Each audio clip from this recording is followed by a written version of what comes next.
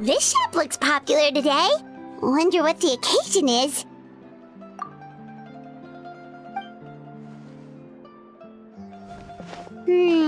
Butterfly Dew Cosmetics now on sale. Huh, looks like it. Oh, Sigewinne's here too! Hey there, Sigewinne! Hello there, Traveler and Paimon. I hope you're keeping yourselves fit and healthy. You bet we are! So anyway, what are you doing here, Sigewinne?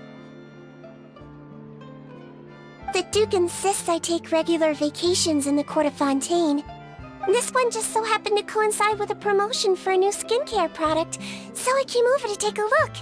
I like to keep up with the latest industry developments when I can, to help me with my magazine articles. Wait, you write? For a magazine? Which one? It's called Beautés en Fleur, and it's run by the Fontaine Beauty Association. I've done lots of articles about skincare for them, using the pen name Maritime Flower. Oh, wow! You're a Maritime Flower? If Paimon's not mistaken, you're one of the leading figures in the Fontaine Beauty Association! What's so weird about that? Everyone loves beauty! I really like this role. The staff at cosmetics shops are always so polite. And as long as I wear a big smile on my face, I always get the best customer service. Well, they sure don't want to make an enemy of the Maritime Flower. Obviously, it's because of Sigewinne's love for beauty. Still a leader of the Beauty Association? That's incredible. The truth is, I study this field because I cherish my own appearance. It has nothing to do with being beautiful or not. Oh, the words of a master beautician defy comprehension! Oh, wait, you're saying that natural beauty is the highest form of beauty, right? Not really. Actually, Melusine aesthetics are very different from human ones. We don't view humans based on their appearance. If I had to describe our approach, I'd say it's based on cuteness. Oh! Really? Yep. Still, I really value my current appearance, and in the process of taking care of it, I've ended up learning quite a lot about skincare and stuff. It turns out, my knowledge and experience is pretty popular with beauty product lovers. It came as a big surprise to me, though. Oh, Paimon gets it now. But speaking of your appearance, how come you look human anyway? Are you like only half Melusine?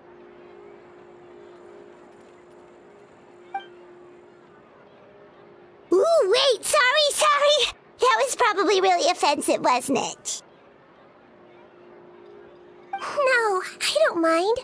I'm not mixed, though. I made a decision to turn myself into this form a very long time ago.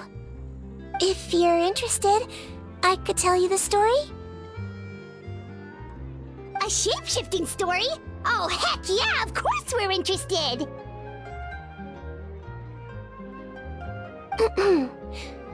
Once upon a time.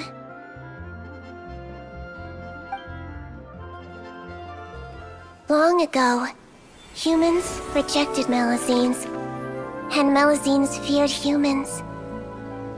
There was one Melusine who became fascinated with human medicine, but no human wanted her help. And there was one girl who liked Melusines, so no humans would make friends with her.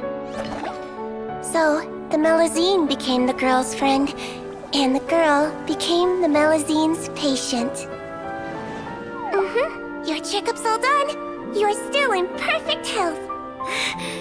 Thank you, Dr. Melusine. In this game of doctor and patient, a friendship was born. Then, one day, the girl fell ill. The Melusine was the only doctor to arrive on time, but the adults sent her away. Scram! Melusines can't be trusted! So just because I'm not human, I can't save my best friend? In desperation, the Melazine approached the frightening witch. She begged and begged until she got a reply. If you take this potion, concocted of sin, you will gain a human face and grow human limbs. But then, you will lose everything that attracted this friend of yours to you in the first place. Can you accept that? The Melazine did not hesitate for very long.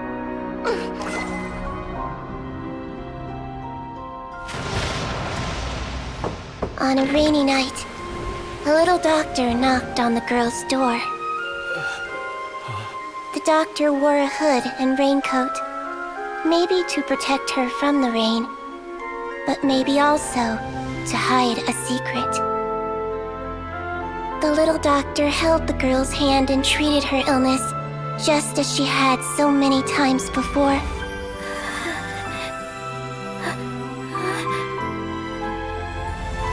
Dawn came, and the little girl's condition improved. But the little doctor was long gone, for she knew her friend would never recognize her again.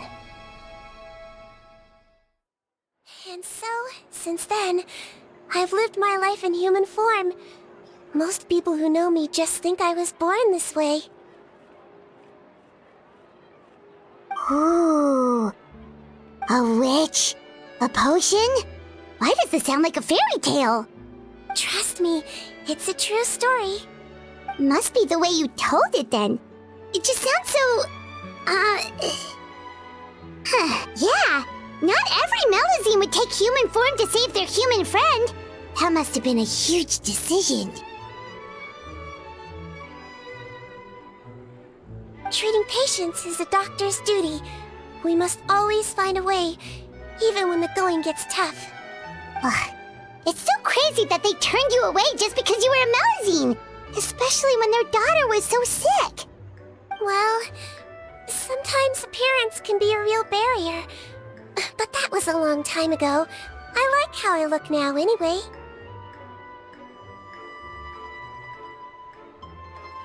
Paimon too! You're super cute this way. Attention customers! Thank you all for waiting. Now, on behalf of our skincare partner, I'm delighted to announce that our exciting new product is now officially on sale! Well, there we go. Let's have a look, shall we? Oh, Paimon, if you want to buy any skincare products, I'll be happy to give you some suggestions. Really? Personal advice right from a leader of the Fontaine Beauty Association? What an honor! Allow me to introduce our newest skin lotion, Butterfly Dew. I'm sure many of you have already read about this product's trials in the newspapers. To say that it improves skin quality is an understatement. This product gets its name from the way it transforms your skin and makes it glow anew, like a butterfly emerging from its chrysalis and spreading its wings for the first time. We are thrilled to have the inventor of this fantastic product with us here today. Please welcome Mr. Rawat, a researcher from the Fontaine Research Institute. Now, without further ado, I'll hand over to Mr. Rawat to tell you all about what Butterfly Dew can do for you. Thank you. Hello, everyone. I'm Rawat, and I developed Butterfly Dew. Wow, what a looker. He's a researcher? Wow, he's really challenging the stereotype. It seems that everyone is surprised by my entrance. Or should I say, my appearance. I'm well aware that researchers are generally better known for their brains than their dashing good looks. In that regard, I do believe I break the mold somewhat. Of course, appearance is a skin-deep way of defining a person. And yet one's appearance can be a very real set of shackles, holding a person back in their life. It can rob a young person of their self-confidence when applying for a job, dissuade a young lady from approaching the one she loves. Our actions are at the mercy of our appearance, and we slowly become the very person that the outside world sees us as. But what if I told you that those shackles can be broken? If our appearance prevents us from changing, then let us first change our appearance itself. Wash away moles, birthmarks, and wrinkles, and they can no longer rob us of our confidence. Replace them with luster and radiance, and we shall never again hang our heads in shame. That is why Butterfly Dew exists. Its mission is to allow us to shed our pupae, undergo a complete metamorphosis, and embrace a new life. Well, whether it actually works or not, after that speech, Paimon's already sold!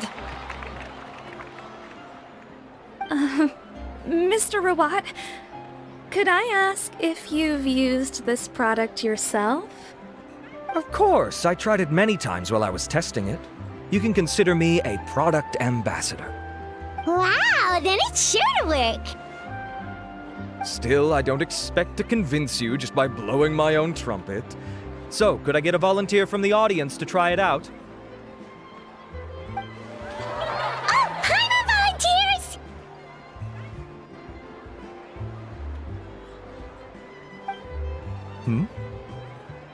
Oh! Ah, what an honor! It appears we have a giant of the Fontaine Beauty Association here with us. In that case, Miss Sigewinne, could we seek your most expert opinion on this product? Sure. Whoa, is that Romaritime flower? They say she's the pickiest user of skincare products in all of Fontaine. Here you go.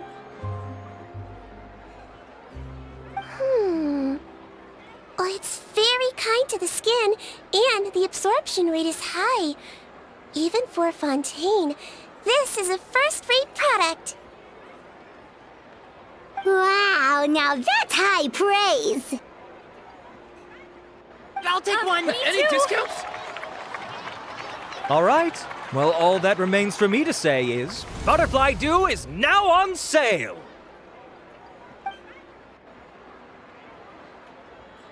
Think we should buy a bottle too? Aww, really?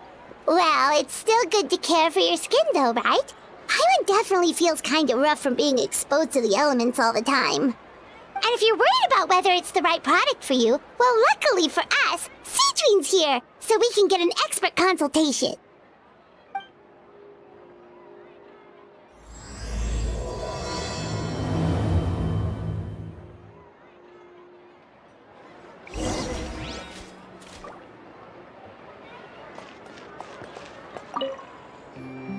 It's an honor to receive such high praise from you.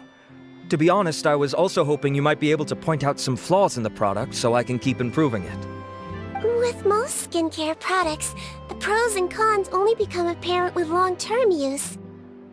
Yet, this one has instant benefits, improving skin quality without any obvious side effects. It's one of a kind. Don't worry though, I plan to keep using it, and I'll publish regular reviews in Beautés en Fleur. You can read my thoughts there. All you need to do is subscribe.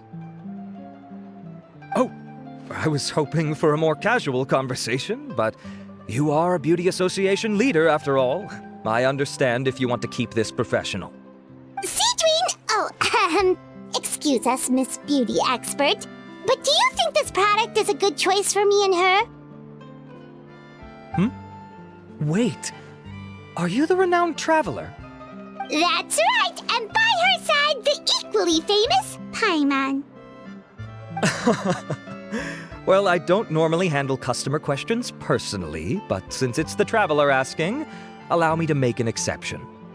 Butterfly Dew is made for all skin types, so no matter who you are, you can rest assured that it will be kind to your skin. If anything, it might be marginally more effective on Fontainian skin, but other than that, it works the same on everyone.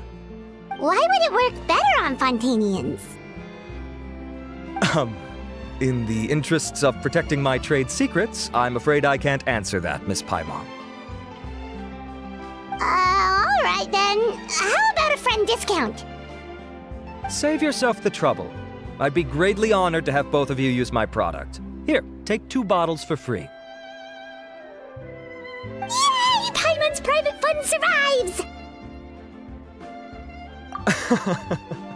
I can see why you might think that, but please don't misunderstand. This gift is simply a token of my esteem. There's no business motivation behind it. To me, finding new customers for Butterfly Dew is about meeting kindred spirits, fellow admirers of physical beauty. I consider it a labor of love. Admirers of physical beauty? Eesh, that's embarrassing to say out loud. It sounds so shallow. It's nothing to be ashamed of, Miss Paimon. Most people claim to desire inner virtue, but it's still physical appearance that turns their heads. This is a fact of life. It's only natural for people to desire to become beautiful. And that's exactly what inspired me to choose this research direction in the first place. You're right. Everyone loves beauty, don't they? Look at the time. My apologies, but I have other things to attend to. I'll leave you with these 2 bottles of Butterfly Dew, and I look forward to seeing you again. Paimon, I'd say there's no need for you and the Traveler to use this product for now. Why? Is there a problem with it? The quality is fine. I just think there's room for improvement. I think I could add some ingredients to the mix to make it more effective. Really? Then why didn't you tell Rawat about that? Researchers are a very special breed of human. You can point out their flaws to their face and they won't mind very much. But if you tell them that someone else could do a better job, ooh, now that'll make them really upset. If I'd mentioned it, he probably wouldn't have given you those 2 bottles for free. Fair enough, that makes sense. If you're interested in the more effective version, I can write up a list of ingredients for you. Just come get me once you've gathered them. When you say more effective, you mean it'll make Paimon even prettier? Ooh, how can we say no? As for me, it's probably time I got back to the Fortress of Meripede. I mustn't leave the infirmary unattended for too long. Alright, see you there then!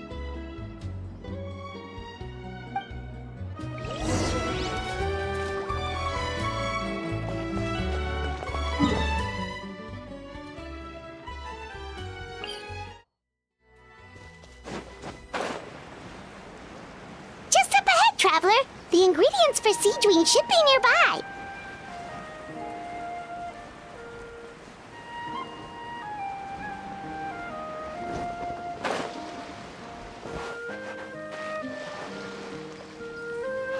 Laid bare.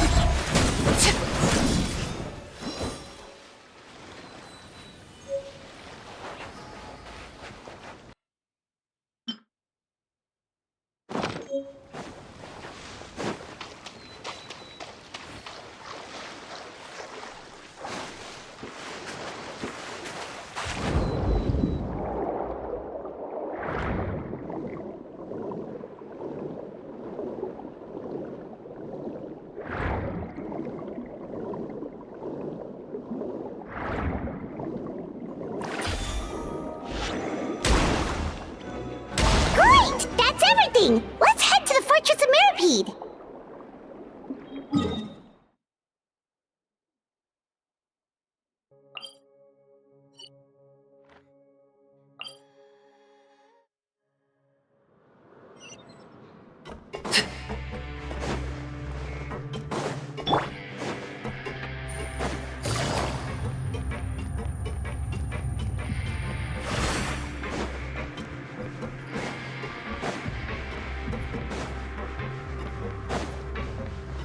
Take it easy.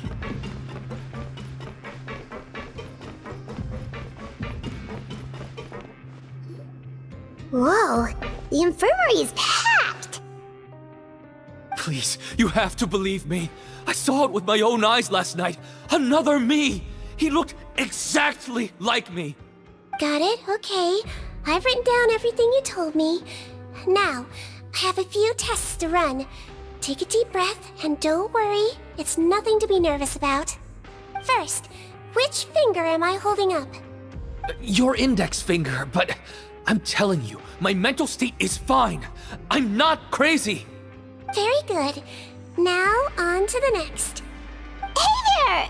Your Grace, it's been a while, huh? Ah, it's you two. Indeed it has. I would offer you some tea, but I'm afraid the timing is unfortunate. Duty calls. No worries. Actually, we were looking for Sigewinne. Do you, know what all of this is about? This inmate came running to the guards in a panic, claiming to have seen his exact doppelganger. A doppelganger? Doesn't that just mean someone else kinda looks like him? And that's what I thought when the report first reached my desk. But we've inspected our records. No one even vaguely resembles him. Considering how certain he is of what he saw, I can only surmise that he's having some mental issues. So I brought him for a medical evaluation. Alright, very good. Take a sip of water and rest for a bit. Evaluation complete. I couldn't find any symptoms pointing to a physical condition. I see. So do you still believe there's more likely to be an issue with his mind than his body? I have to assume so for now. Psychological issues are more difficult to detect. At this stage, we can at least confirm that he is in command of his cognitive faculties. The rumor mill will go crazy if word of this gets out. Guards, take him to the ward for a period of observation. The Marechaussee Phantom has requested my cooperation on a case, otherwise I'd deal with this myself.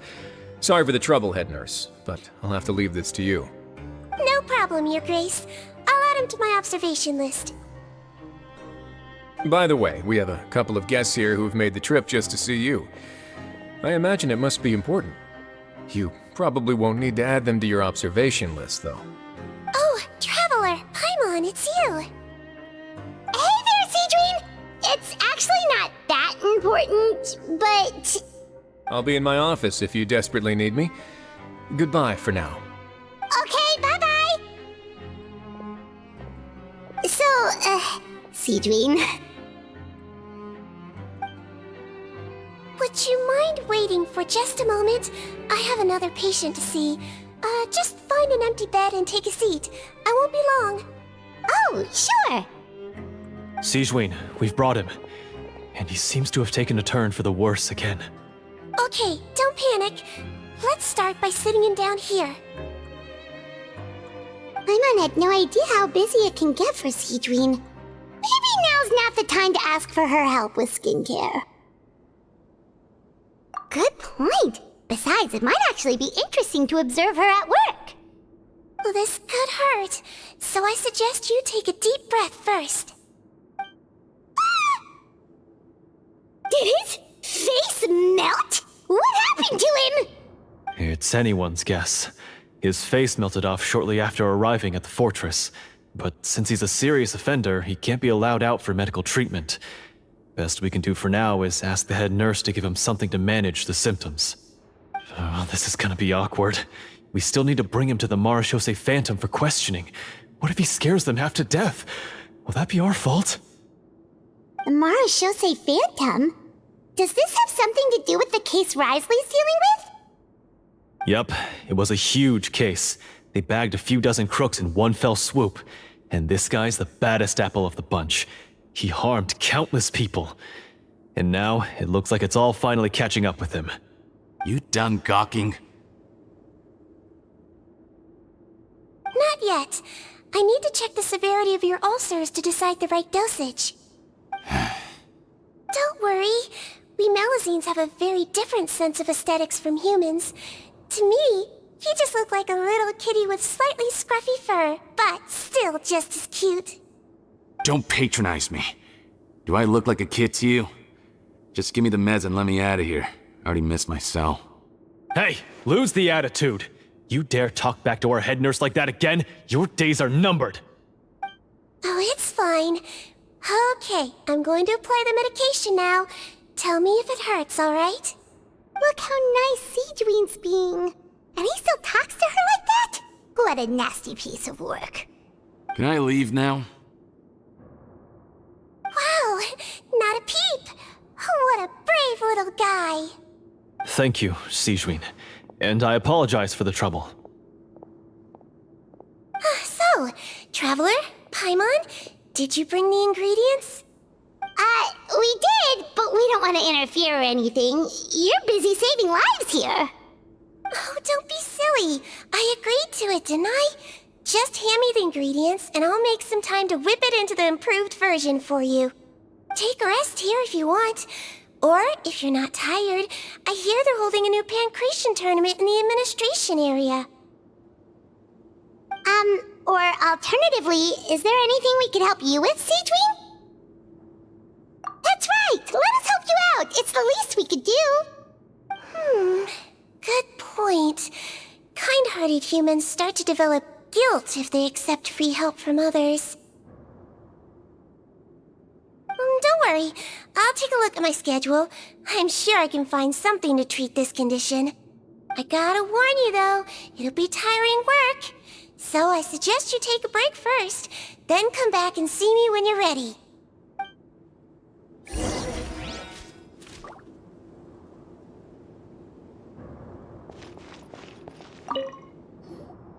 We're ready, Sigewinne! What's our first mission?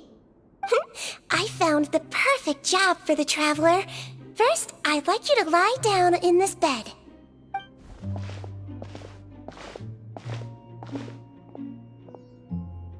What for? I need you to pretend to be sick. What? Oh, is it that difficult? I thought you did a pretty good job last time. Oh, so you knew. I sure did. She was way more interesting than the usual malingering inmates. When you played along very well, Paimon, I observed you two for quite a while after that. Well, this is awkward. But why do you need us to do it again now? No time to explain. My next patient will be here any second. Please just do as I say. You can, pretend like you've got a nasty headache. And throw in some dry heaving for good measure. Okay.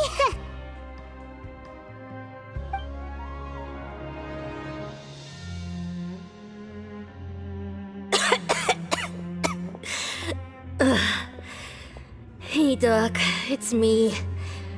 I'm only here because my mom won't stop pestering me about it. So annoying. Well, your mother has enough on her plate with a busy job. Well, the last thing she needs is to worry about you being sick as well.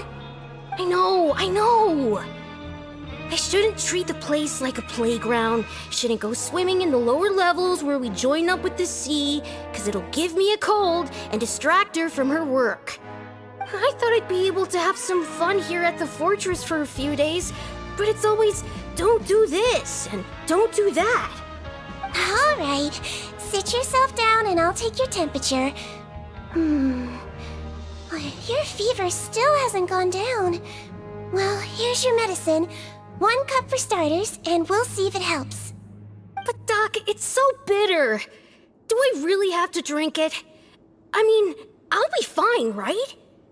I've got an uncle who caught a cold. His fever went away on its own after a couple days. Can't you just write me a note saying I'm on the mend? I just need something to keep my mom off my case. I sure can. You're a very brave boy after all. Huh? Brave? What makes you say that? Well, if you want to rely on your own immune system to clear up your fever, then you'll have to tough it out like this young lady.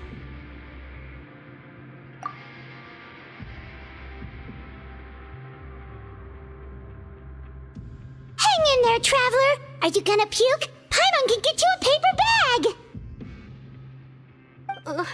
Huh? As long as you're tough enough to get through the nausea and dizziness caused by the high fever, you'll be right as rain after just a few days' rest. And if I'm not tough enough? Hey!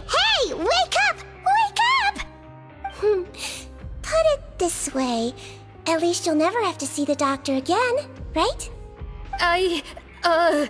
I think maybe I'll take that medicine after all, if that's okay. Oh, of course. Here, it's still warm. It's so bitter. All done. Great job, you two. That kid really doesn't know what's good for him. His mother's a guard here.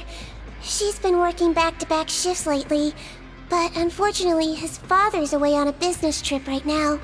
She had no choice but to bring her son here for the time being. He was quite happy at first. He seemed to think that the Fortress of Meripede would be all fun and games. So you made us put on that act just to scare a kid into taking his medicine? That's a pretty sneaky trick. Seems like there's a whole side to Sigewinne we never knew about. It's a technique I learned from my teacher. Oh, you had a teacher? Was she a Melusine doctor too? She was human. She passed away a long time ago. Oh, sorry. No, it's fine. I really liked my teacher, so it's always nice when I get to talk about her with other people. She was a traveling doctor, and since she didn't have a clinic, she'd go out and visit her patients wherever they were. Dealing with the badly behaved ones was her specialty. She used to say, if you can scare the little brats into taking their medicine, you won't have to hear them wailing and screeching when their condition gets worse.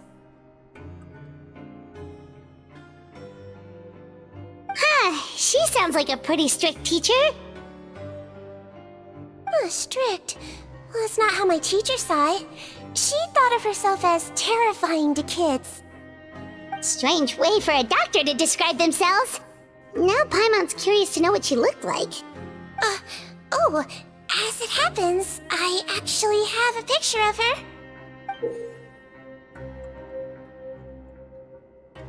Oh, wow, yeah, okay, that'll terrify the kids. Yep. All the children she treated thought she was a witch. Why does it almost sound like you're envious of her? Oh, because I am. If she was here, all the children would take their medicine without any need for tricks. A doctor who looks like a witch. True, they wouldn't dare try anything funny with her around.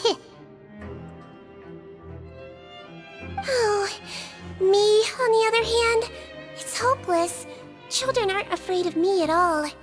That's actually a good thing, you know? Oh, my next patient should be arriving now. Would you mind lending me a hand again? Sure thing! On to the next mission!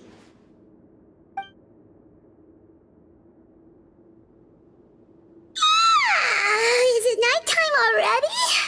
That flew by. You really have a busy job, Sigewinne.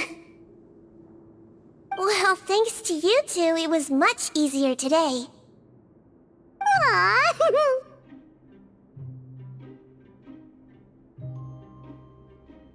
Should we get some rest? It's getting pretty late. Oh, there is one last thing. I have to keep it confidential, so I usually leave it till after everyone's clocked out. Confidential? Are you sure you can tell us? Oh, it's fine. You're not living here anymore, so it's okay if you know. All it is I have to prepare some ingredients to make healthy meals with. Wait, you mean those healthy meals? My patients refuse to eat any healthy meals I prepare in front of them, so I have to prep the ingredients in secret, then let the chef at the Coupon cafeteria handle the rest. Considering even the chef's version makes people uneasy, it really makes you wonder what's in it. You want to find out? I can teach you how to make it. That way, if you ever suffer from exhaustion on your future travels, you can prepare a healthy meal for yourself. It's really good for you, you know.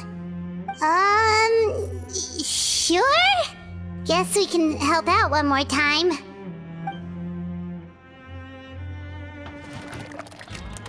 The ingredients are ready. Now, put them on the table and add them in the order I tell you. First, we add this special slime condensate, stir it thoroughly, then pour it in. See that? It adds elasticity. It looks just like tasty jelly, doesn't it? Yeah, it really does! Until you remember it's slime condensate. Next up, xenochromatic crystals. You want to crush them up into a fine powder, like powdered sugar. Wait, are those from Fontaine? leftover aberrants? Are you sure they're edible? Finally, we'll need some high-protein meat. Frogs are an excellent choice. You just need to clean their innards, and then you're left with some lovely, tender meat. Oh! Frogs. And we're done. All that's left now is to pack them into lunchboxes and hand them to Walsey. Yesterday in the production zone, I noticed an inmate who's been working for 2 days straight. That means it's a healthy meal for him tomorrow. Sigewinne really does have the inmate's best interests at heart.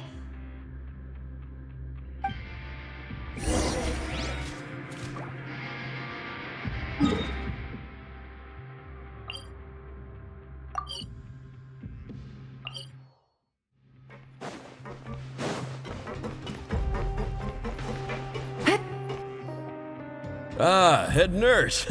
Got some extras for me? Just the one today. The serial number's on the lid. Sounds good. I'll make sure it gets delivered. Sounds like they're talking in code. Thanks for your help. Oh, it's no trouble at all. I only wish I could do more. You work so hard for all our sakes. I'd happily lose a little sleep if it meant helping you out. That won't do.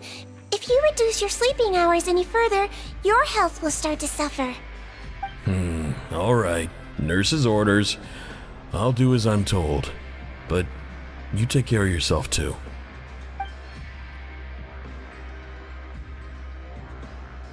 Well, I'm done with work for today. Thanks for helping out, you two. Seems like the guards and staff here have a lot of respect for you, Sigewinne.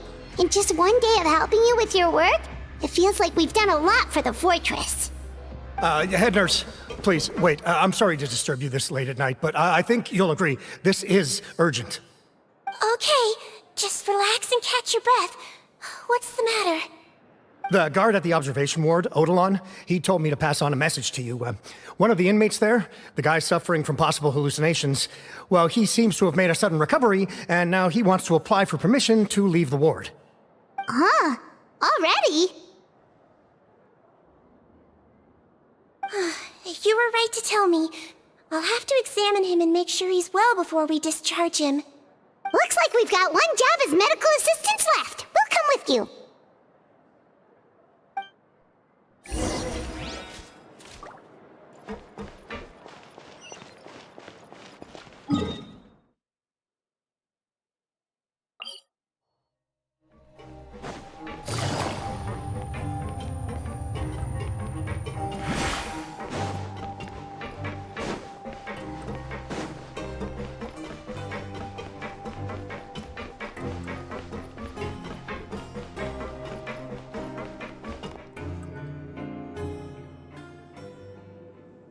Ah, head nurse, you're finally here. I'm so sorry for all the trouble I've caused you, but I believe I've now made a full recovery. After giving it some thought, I'm sure that I was probably just seeing things. Stress-related, I imagine. I'd been working long hours, so I definitely wasn't in the best state of mind. I totally understand. Still, I have to give you an examination before I can discharge you, okay? So, take a deep breath and don't be nervous. It'll be the exact same procedure as we did this morning. We can start whenever you're ready. Again, so sorry. I was in such a state this morning, I barely recall anything. Would you mind taking me through it again? Oh, not at all. It's a lot to remember. First up, we have a little cognitive test. Just concentrate and you'll be fine. To start with, which finger am I holding up? Your pinky.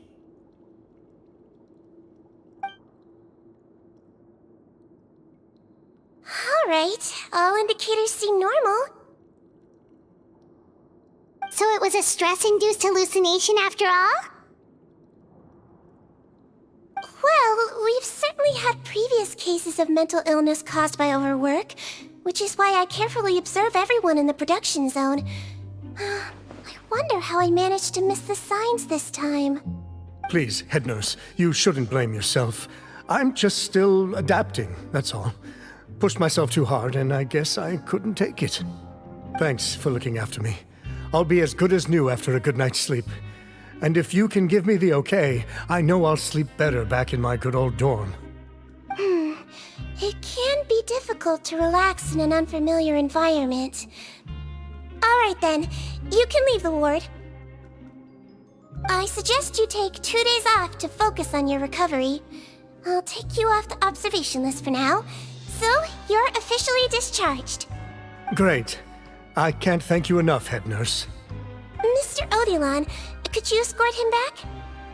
Of course. I'm on guard duty in the administrative area tonight, so nothing will go wrong. You have my word.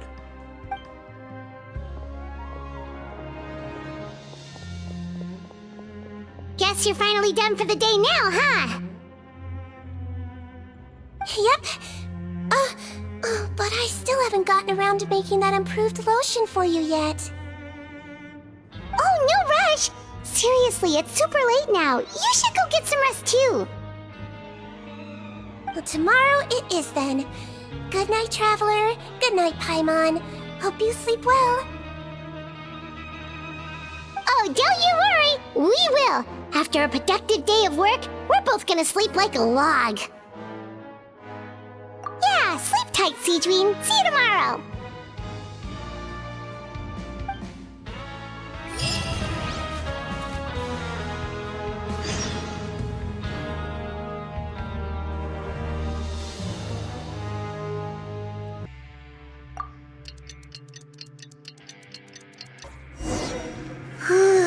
Paimon really did sleep like a log. Let's go find Sigewinne.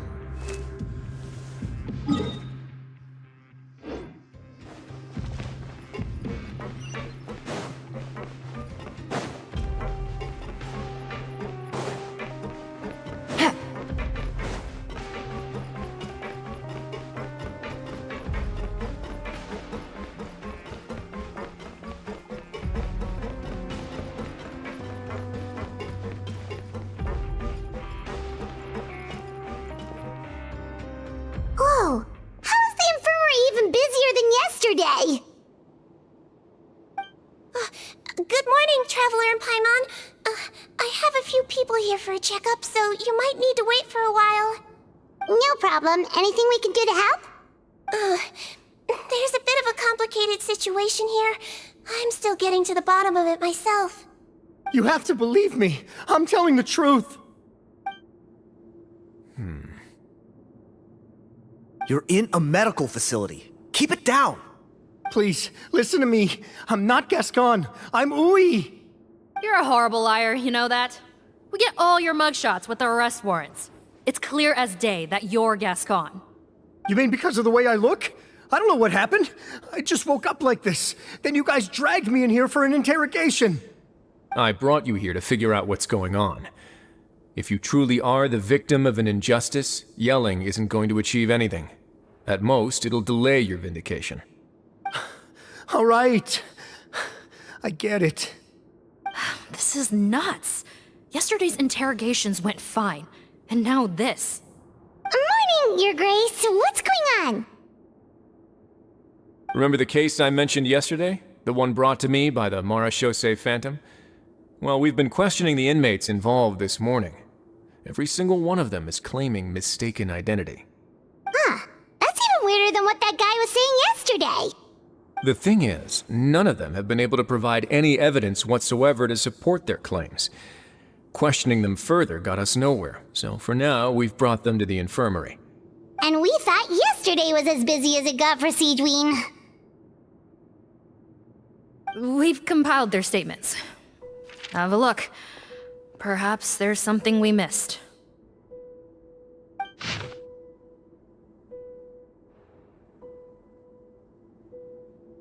Wait.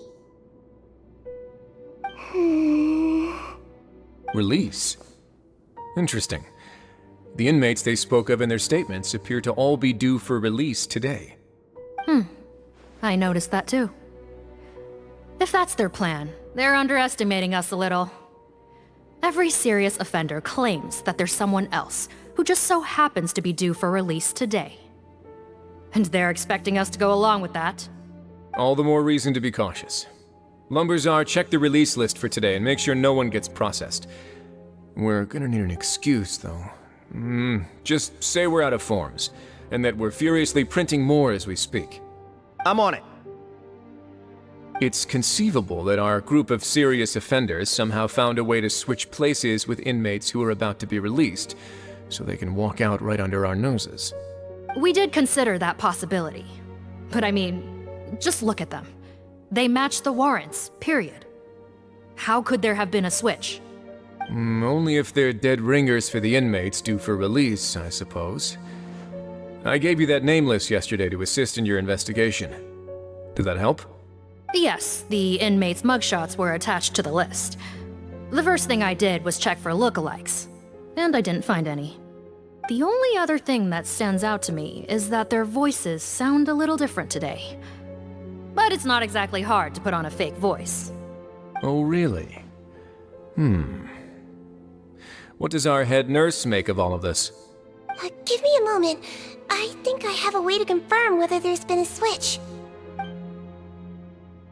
I know, it's not time to change your dressing yet, but please bear with me. Huh? Isn't that the guy from yesterday? This should be Honore. He has very severe facial ulcers, which require an operation in the hospital at the court of Fontaine. I authorized him to leave the fortress for medical treatment under guarded escort. Yes, like I told you. I'm not Potton. I'm Honore. So there has been a swap. Well, I can see what happened in Potton's case, but how do you explain the other inmates? You're not telling me their souls switched bodies, are you? No, I believe it was their faces that got switched. The method is a bit like replacing a tooth. Take the bad tooth out, put a false one in. And actually, I think I can prove it to you. Traveler, Paimon, do you remember Eric from the other day? Yeah, sure do. Then you can be my witnesses. To start with, please fetch the inmate who claims to be Eric.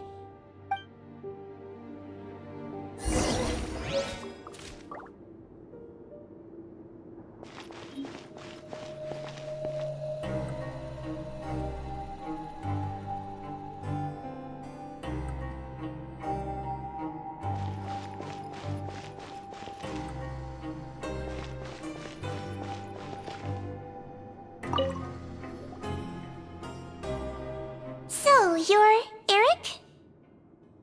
Yes, head nurse. It's me. You do believe me, right? I need to do another examination on you. Same procedure as yesterday. All right. It's the cognition test first, right? So I need to concentrate. Now, try to recall if you can. The last time we did this test, which finger did I hold up? I believe it was your index finger. But that means...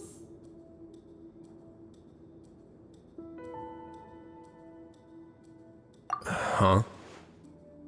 So basically, last night the Eric who said he saw another him suddenly recovered and applied to leave the observation ward. Sigewinne did another test before letting him leave, but that time she held up her pinky finger. Huh? I don't know about any tests last night. There was nothing to do in the observation ward, so I went straight to bed. Then I somehow woke up in a high-security cell. Well, in that case, there is a reasonable explanation for the strange events of the past 2 days. So, what exactly happened? The gang of serious offenders wanted to break out of prison, so they identified a group of scapegoats, namely inmates whose terms were almost up, and planned to switch appearances with them.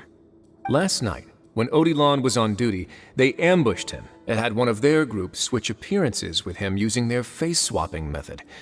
That allowed them to avoid scrutiny from the other guards.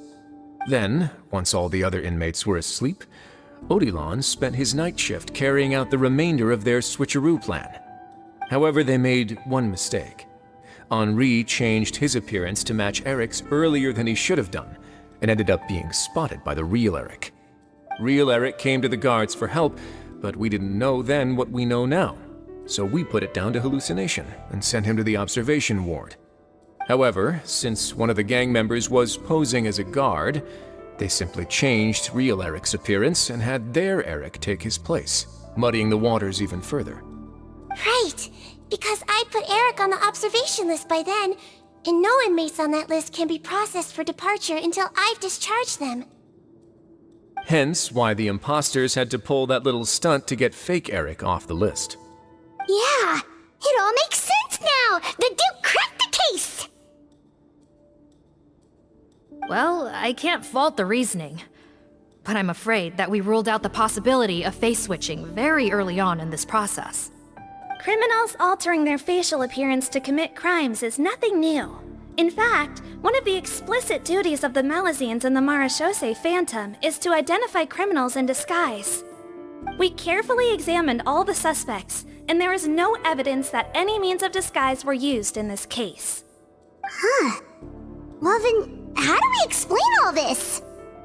So far, it seems more likely that the gang stole documentation belonging to the inmates due for release, and are using that to commit identity fraud. Actually, there is a potion that can completely change someone's appearance. If they use that, even a Melazine wouldn't be able to detect it. A shape-shifting potion? Forgive me, head nurse, but this is the first time I'm hearing about it. If such a potion truly existed, it would jeopardize our entire investigative process at the Marechaussee Phantom. Are you certain of this? Yes, I am. But...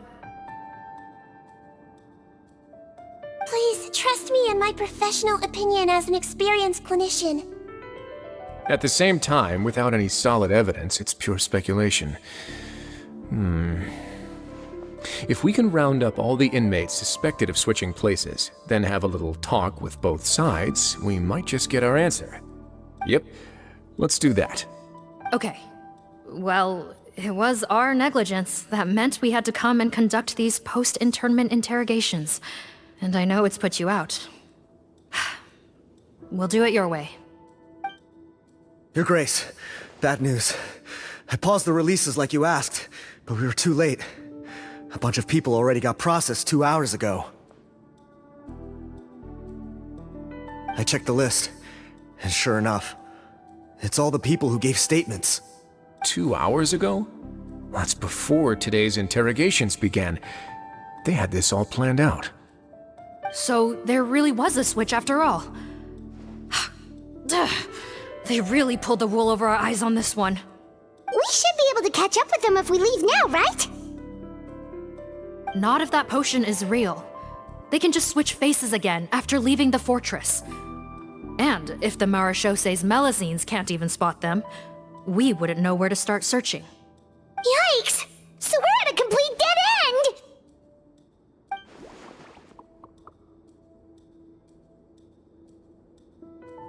Well, technically there is one more lead we could follow up on. We were only able to arrest this gang thanks to the help of a researcher from the Fontaine Research Institute. I believe his name is Rawat. Oh? Rawat? Isn't that the handsome guy we met at that skincare promotion? Handsome? Maybe from a human point of view. I just remember that he specialized in potions. One of the crimes this gang is charged with is the manufacture and sale of illicit drugs. According to Mr. Rawat, they appear to have stolen technology he developed through his research and used it in their operation. At first, he thought it was a typical case of intellectual property infringement, and he tried to negotiate with them. But once he discovered their criminal operation, he reported them to the authorities. Thanks to his report, we were able to swoop in and arrest them all in one go. What a hero! Bet that took courage on his part. No doubt. This is worth following up on. As the one who snitched on them, it's highly likely that Rawat will be targeted by the escapees. That aside, since he's negotiated with them in person before, there's a chance he'll have some additional information for us. Understood, Your Grace. My team and I will head to the Fontaine Research Institute right away. In the meantime, please keep an eye on the face switch victims for us. Of course. Miss Morgan, I'd like to come along and help you catch these criminals. Huh? Why's that? Well, I'm the one who discharged the fake Eric last night, so I feel partly responsible. Don't say that, head nurse. Your focus was on the inmate's health, and rightly so. We can't ask you to help with arresting criminals. That's our duty. I also have a more personal reason. Patton is a patient of mine, and if I don't get a new batch of medicine to him in time, his condition will get much worse. Look, head nurse, I completely understand where you're coming from. But arresting criminals is dangerous business. And if anything happened to you,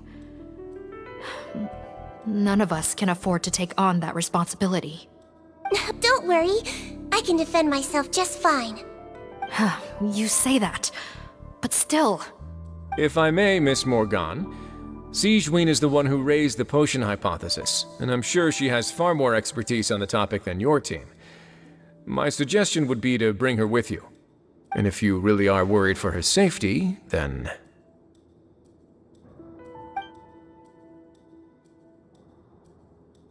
Ah, there you go, right on cue. Knew I could count on you.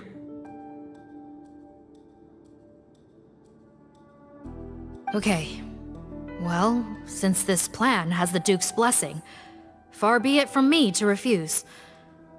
We should head off immediately. Time is of the essence.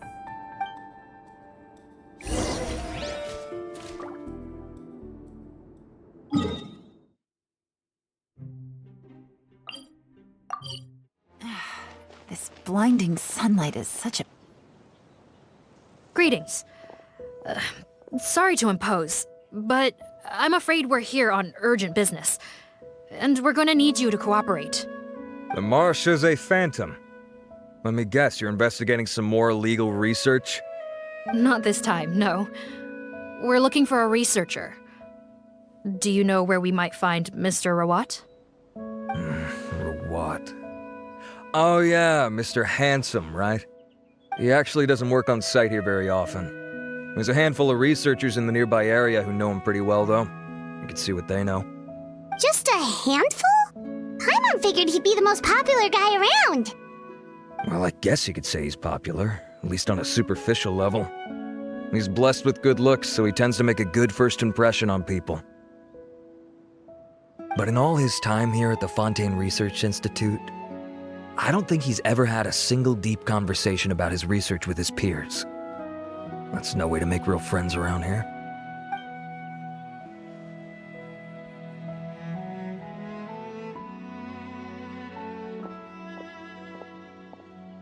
That's so weird. He definitely didn't come across like a recluse at that product promotion. I don't find that weird at all. He definitely didn't strike me as the kind of guy who's, good at making friends. Really? Paimon couldn't tell. Must be a Melusine perception thing. Okay, we should talk with his acquaintances. But we also need to check the Research Institute for any clues. Let's split up. It'll save us some time. Sure thing. We'll go ask around among the other researchers with Sigewinne. Paimon's suddenly kinda curious to know what everyone really thinks of him.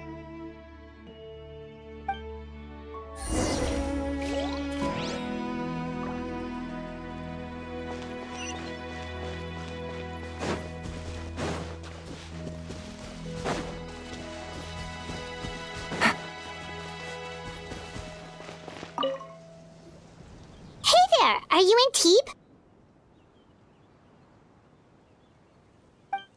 What do you want? We're here to ask about Rawat. Any idea where he might be? We were told you were pretty close with him. Close? Not sure that's the word I'd use. He wouldn't even let me use his patent. Huh? It's been a good few days since I last saw him. I don't know where he's at. Go ask someone else. Would the patent incorporate question happen to be related to the new skincare product he developed? Yeah, kinda. Butterfly dew, or whatever he calls it. I heard he made a tidy sum off of that one. Okay, now we're getting somewhere. Keep going.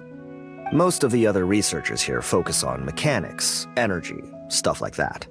I get why he wouldn't be interested in having anything to do with them. But I'm studying coatings. There's a huge overlap in our areas of research. Why would he refuse to work with me? I bought his product once, and noticed it contains a unique substance that might have applications in coatings, too. If it worked out, I could probably make as much as he's making. Don't get me wrong, I had no intention of plagiarizing his work. I was hoping to get official permission to use his findings in my own research. Followed the proper procedure. It was all above board. I would have had to pay him a license fee and everything. But despite that, he turned me down not once, not twice, but 3 times. It's like he's vehemently opposed to the idea of anyone else making the kind of money he does. Huh, so is Rawat antisocial, or is this guy just jealous? Well, it doesn't look like we're gonna get any info about Rawat's whereabouts from him. Let's go! Wait, 1 second. Mr. Antibes, next time you go shopping, you should buy some Buell fruits. Peel the skin, steep in water, then drink. It'll help calm your mood. Huh?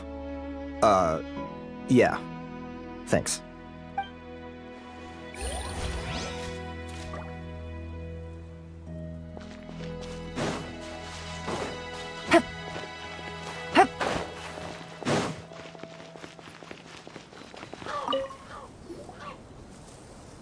Excuse us, are you Audrey?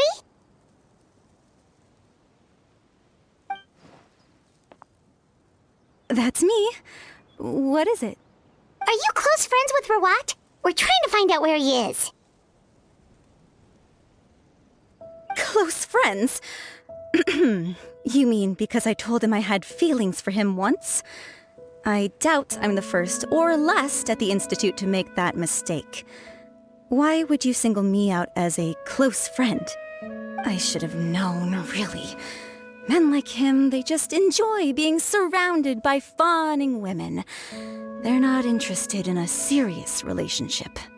Okay. We were just kind of wondering if you might know where we can find him. Why would I know where he's at? I barely know him, and he probably doesn't even remember me. Ugh, this is getting annoying. Shall we go ask someone else?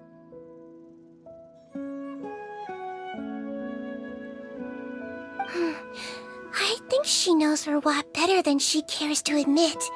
If we leave now, it might be a wasted opportunity. Maybe, but we're not going to get much out of her while she's in this state, are we? She's displaying symptoms common among people in love, if that's what you mean. But I know a cure. It's curable? Oh, we're still no closer to finding Mr. Rawat. Oh, by this point, he could be in grave danger. Danger? Wait, why are you looking for him again? Oh, that's right, yeah!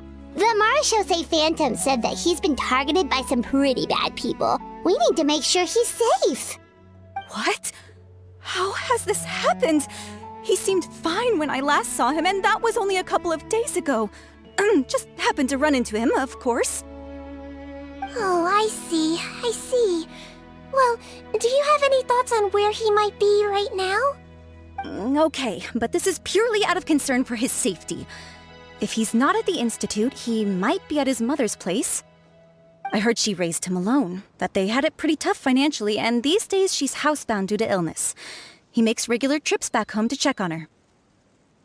Oh, okay. Do you know the address?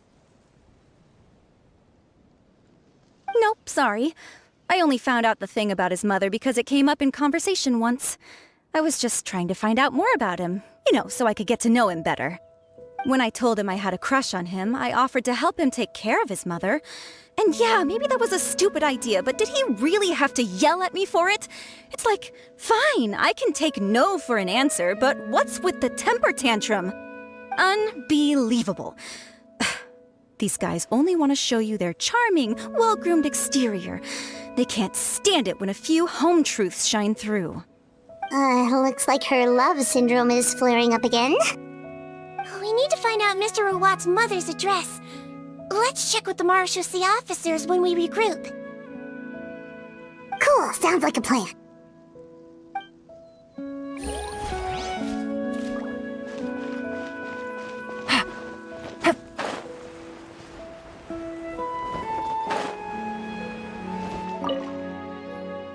Sorry to bother you, sir, but are you Bertram? Who's asking? Just some concerned citizens helping out the Marechaussee Phantom with an investigation. We'd like to ask you about Rawat's whereabouts, if that's okay. We're told the two of you are pretty close. Not anymore, we're not. Turns out we don't see eye to eye.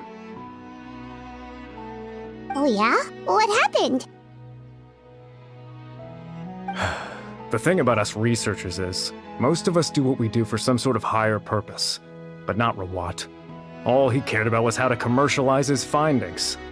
He won't even let you work with him unless you sign a confidentiality agreement first.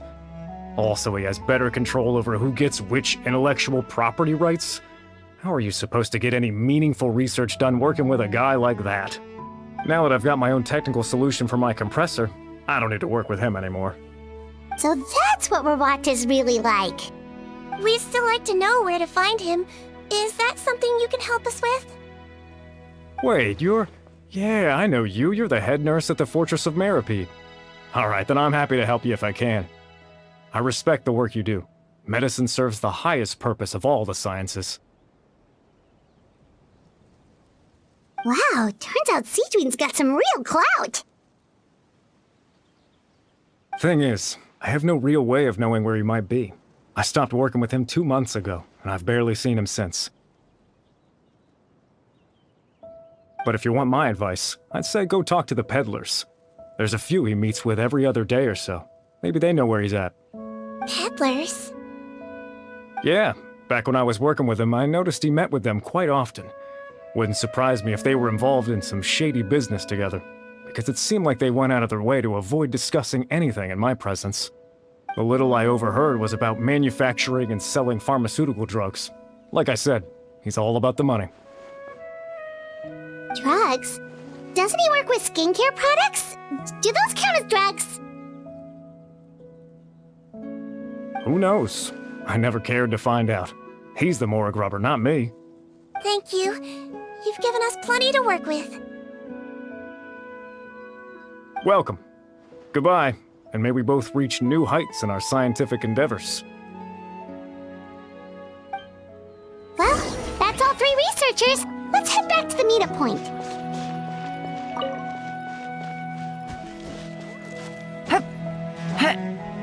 Yeah.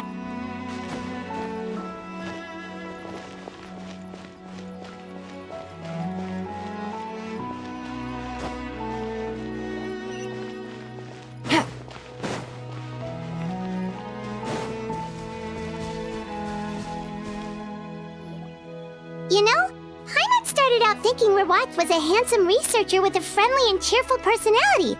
It's such a surprise to learn that his peers have a different impression of him. So, what's your view of him now, Paimon? A handsome researcher whose difficult upbringing turned him into a profit chaser with a chip on his shoulder? So your thoughts about his appearance haven't changed at all? Well, his looks are kind of a big deal, at least in Paimon's opinion. How does such a handsome guy end up being so antisocial? Even with his difficult family background, it just doesn't make any sense. You can't judge a person solely based on their appearance. Head nurse.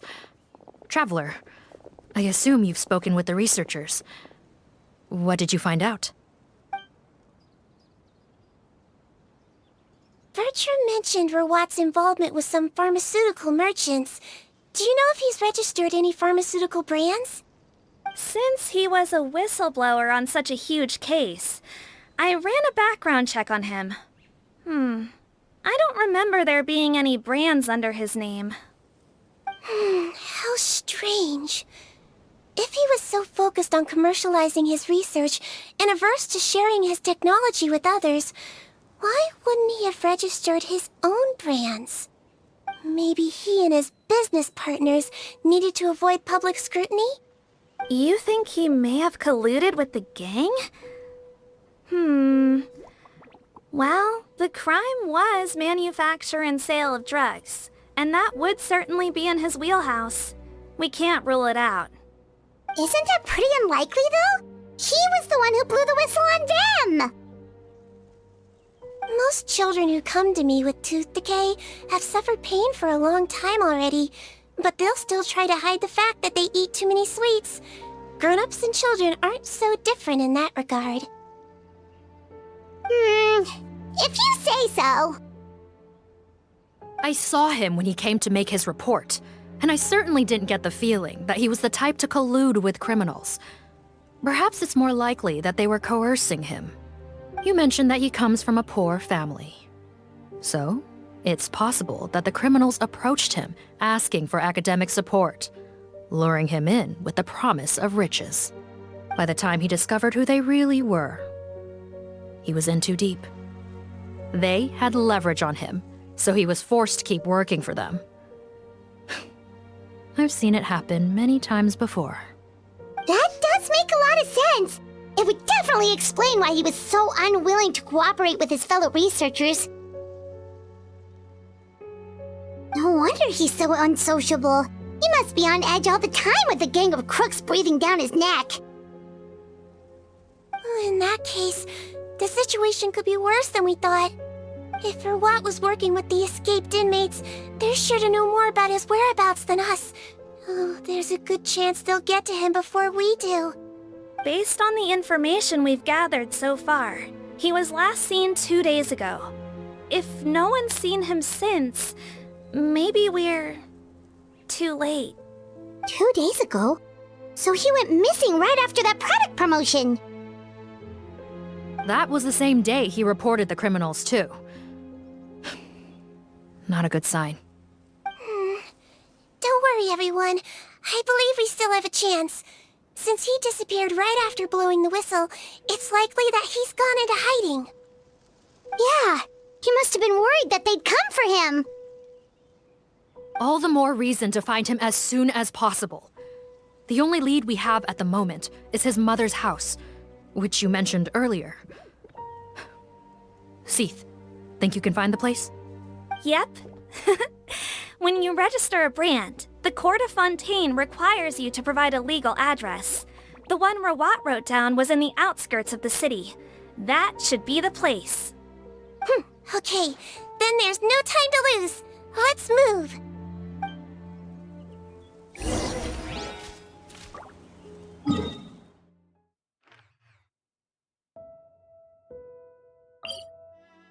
Take it easy.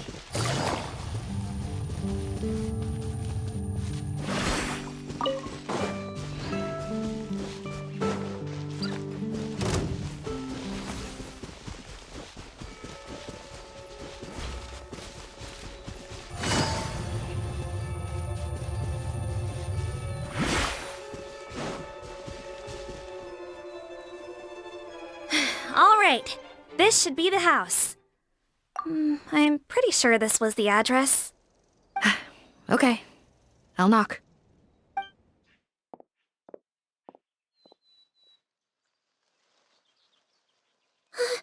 Sounds like whoever's inside has restricted mobility. Oh, it seems serious. Oh, what's the fastest way to get this door open? Break the door down? No, I'll handle it. Let the expert deal with it. There'll be a mountain of paperwork if we damage a citizen's property.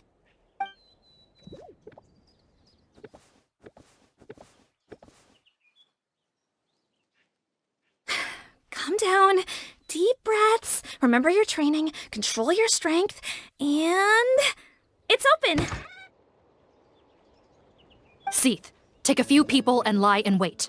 Keep your eyes peeled for any activity around the house. The Traveler, head nurse, and I will go inside.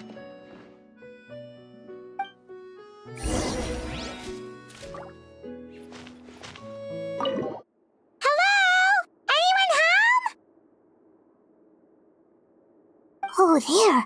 On the bed, there's an old lady. That's gotta be Rawat's mother, right? She doesn't look like she's in any state to be answering our questions, though.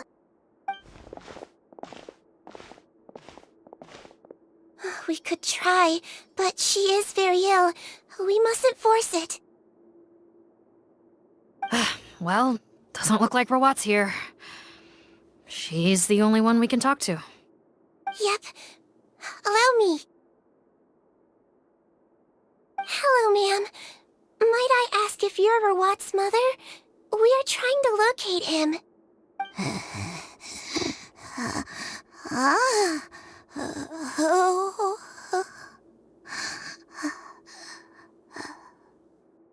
Hard of hearing, perhaps. Does anyone have a picture of Rawat? I have one here. I'd like to show you a photo, ma'am. Is this your son? Do you know where he is?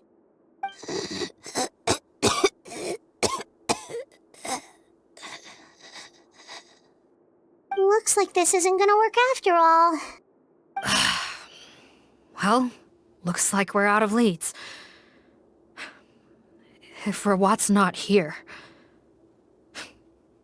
things are looking very bad for him. Is it possible he could have avoided returning here because he knew he'd be in danger? Maybe.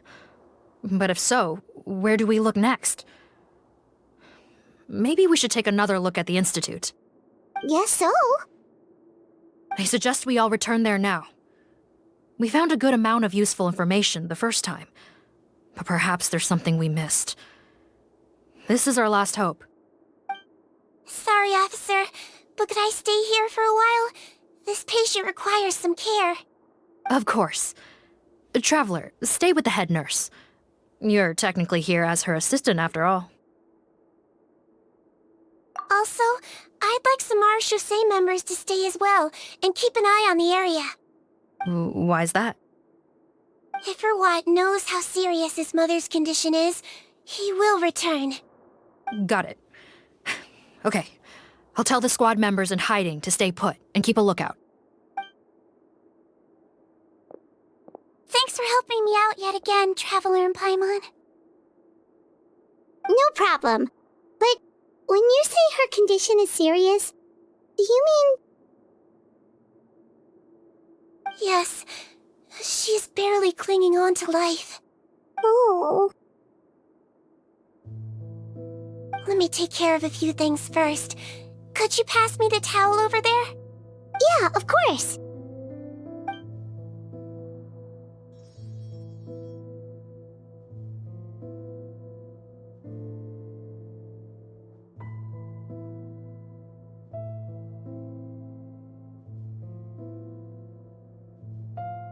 I can tell that her family has tried a lot of different treatment methods, including some very expensive medicines. Unfortunately, her condition is so multifaceted that a recovery looks all but impossible. Sigewinne. Paimon bets being a nurse must be pretty tough at times like this. Yes, it makes me a little sad. In Melizine's eyes, a human's birth, aging, sickness, and death are as much a part of natural law as sunrise and sunset. But human medicine can defy that law to some extent. In that sense, it is a science of miracles. That is why I became fascinated with it in the first place. But it was only after I truly became a doctor that I realized miracles don't always happen. Even the greatest doctors cannot cure all diseases.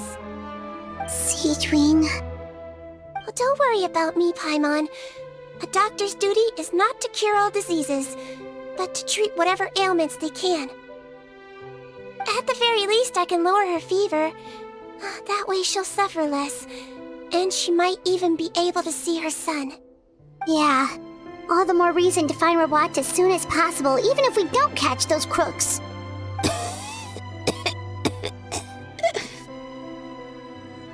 Oh, her fever is getting worse.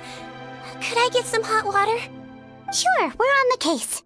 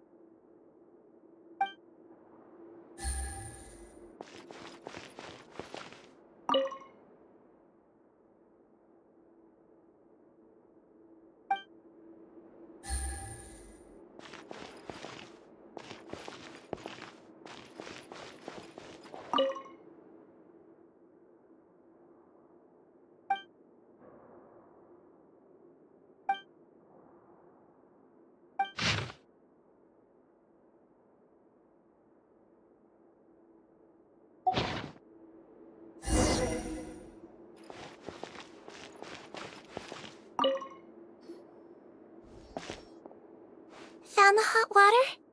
Sure did. And look what else we found. Judging by this journal, it seems like Rawat has a private lab. There's a good chance he could be there right now. We gotta go tell Officer Morgan right away. Oh, that's great news. But hold on just a moment. The wet towel is ready. I'm giving you another injection. Are you feeling better now?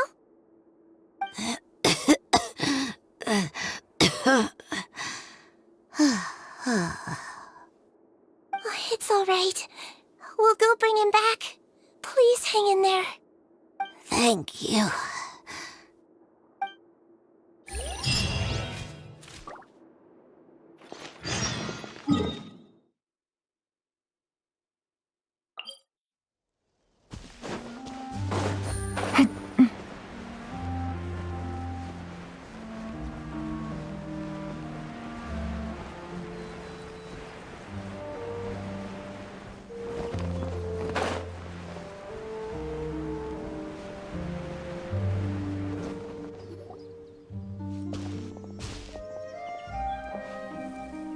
It's Officer Morgan! They're already here!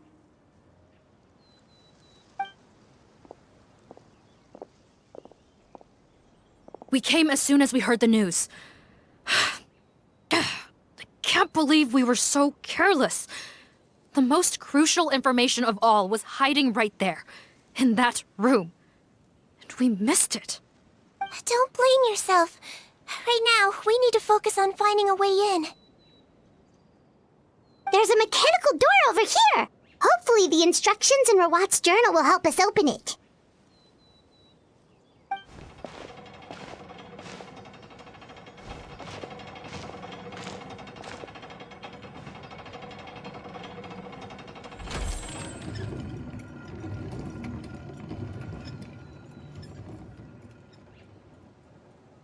It's open. Let's go in.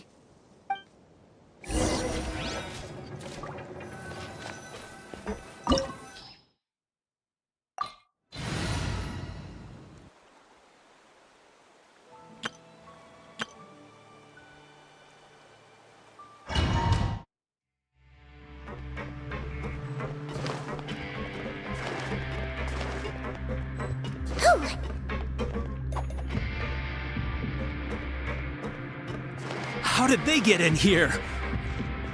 Captain, up ahead! Those look like our fugitives! So they found this place too? Don't let any of them escape!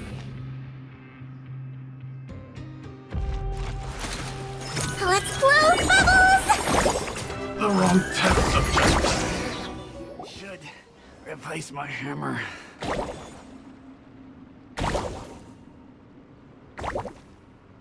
Captain, according to our list, many of the fugitives aren't accounted for. There may be others hiding deeper inside the facility. Ah, so these guys were just the lookout crew. The Marachose Phantom! How did they find this place? Wait, it's that guard from the fortress! That's right, I'm on your side. The Duke sent me. What's the matter? Some sort of mix-up? Mr. Odilon, didn't I tell you a few days ago that you need to stop all field work until you've recovered? Well, you know, gotta help His Grace out. Share the load. Officer Morgan, this man is an imposter. The real Mr. Odilon has no recent health issues. What? But Looks like the head nurse was right about the face-swapping method. Arrest them all! DuPont, stay here and keep guard. And watch the exit. If we're not back soon, call for reinforcements. Got it.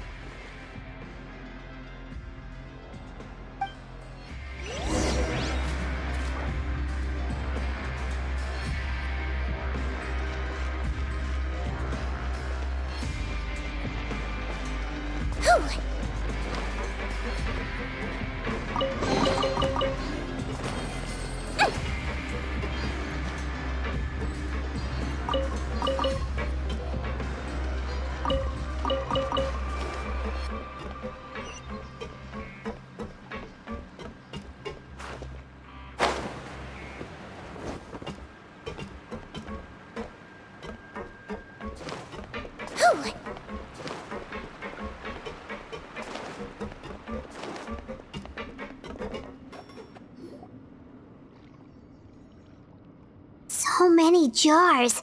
Was this some sort of production facility? This scent, it's probably the ingredients used to make butterfly dew.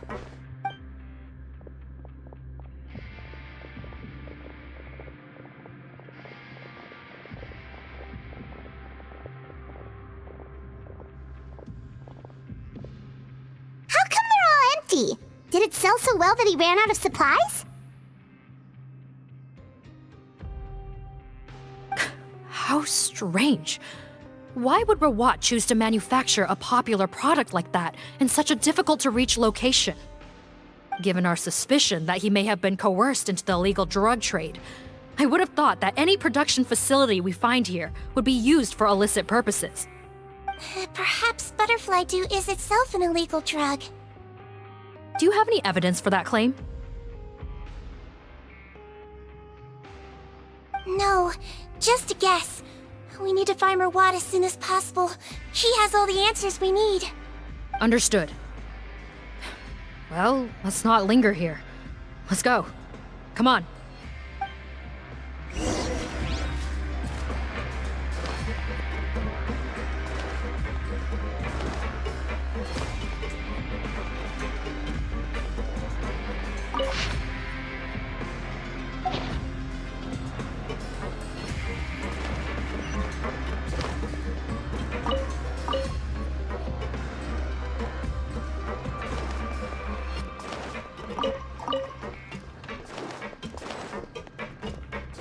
Doesn't look like we're gonna get this door open. Let's find another way around.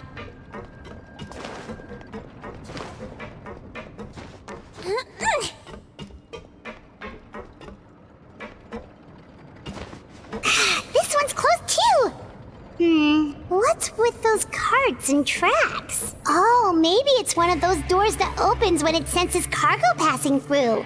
There's a loaded cart right over there. Let's bring it to the door and give it a try!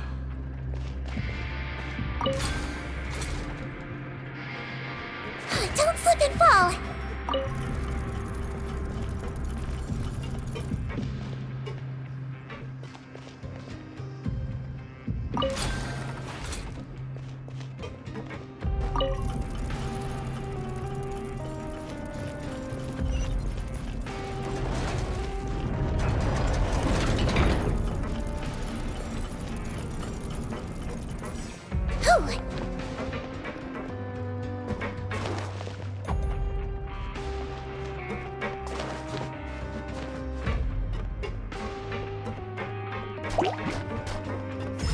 Floaty floaty! There is no escape!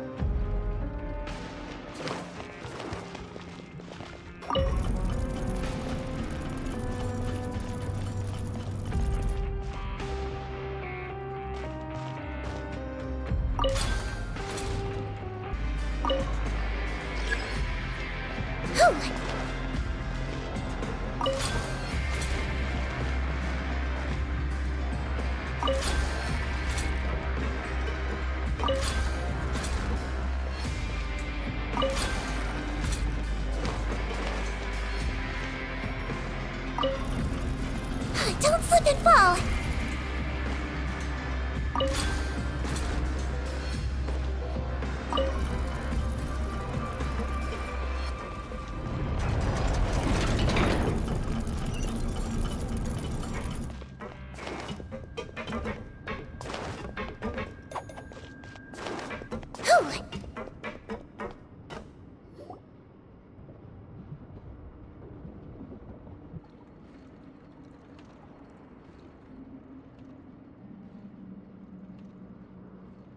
This room's much smaller than the others. Judging by the implements on the table, this looks like a potion-making lab. Head nurse! Over here.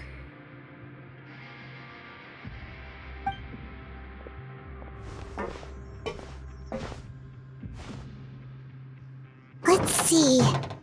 Huh? Robot's clothes? Why would he change here? Perhaps they stripped him down, left the clothes behind, and disposed of him somewhere else? Yikes, Sigewinne, where did that come from? Oh, what a tragic way to go. Especially with such a bright future ahead of him.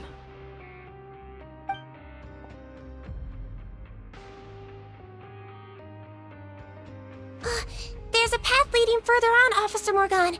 Let's keep up the pace.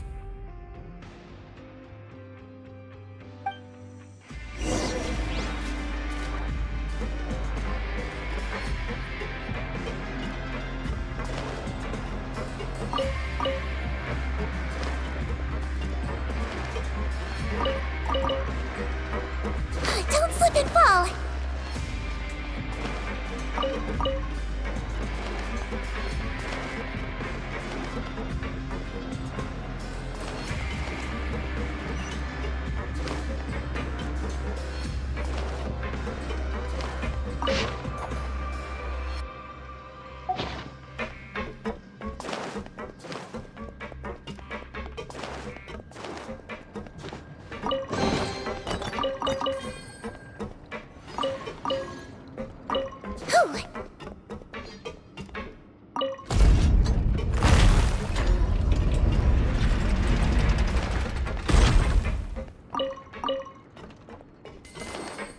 Don't slip and fall.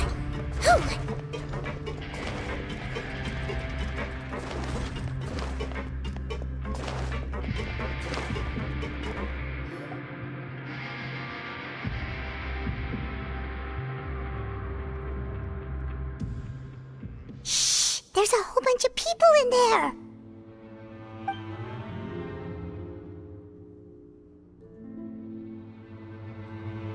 Are you serious?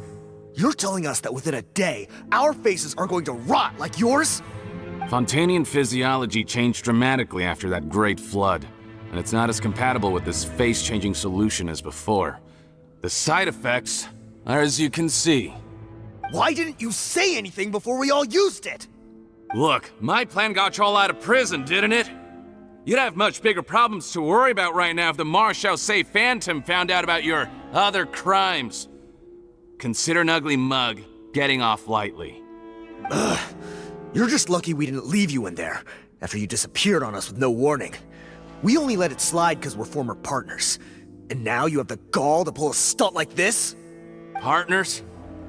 Make no mistake, each of us is only looking out for himself. If you place too much trust in others, well, I'm afraid that's your problem. You hid things from me too. Remember how you each had a spare potion? You kept quiet about it until we planned the prison break? Oh, and you didn't have a secret spare? Then do you want to explain how you melted your face off before all this? Guys, that's enough. Calm down. It is what it is. Arguing won't change anything. What's the plan, Parton? I'm assuming you brought us here for a reason? There is no plan. We followed him here on the promise of more juice, but it turns out there ain't a drop here. Besides, what does it matter now anyway? He already said, even if we did get our hands on more of that stuff, switching faces again solves nothing. They're still gonna meld off eventually. I said enough arguing! Parton, tell us the plan. The most practical solution is to continue using the potion. Keep switching to a new face before the ulcers can start forming. Are you kidding me? This stuff was hard enough to get a hold of even when we had a supply. Now you're asking us to use it like skin lotion, after the flood all but wiped the supply out? Well, there is another option. But you'll have to make a deal with me first. Okay, now we're talking. What's the deal? I have a document I took from that researcher that details how to make a replacement. Just give me one bottle of the undiluted fluid, and I'll get to work. What's the problem? I thought you always kept reserves. Or do you really just have one spare bottle each? What do you think? That we were shipping them into the fortress of Meripede by the basket load? Well then, say hello to never showing your marred faces in public again. Ugh, I've heard enough! Get him! Let's see if that document even exists! Freeze! Marshal, say Phantom! What? Who let them in? Officer Morgan, before anything else, please find out Rawat's status. What? I don't see him. Hand over the hostage now, if you want any chance of avoiding an extension to your sentences. Spare us your condescending attempts to coax us back to our cells. You think we're looking to negotiate? Rawat is dead. Patton? Arrest them all! Don't let anyone get away!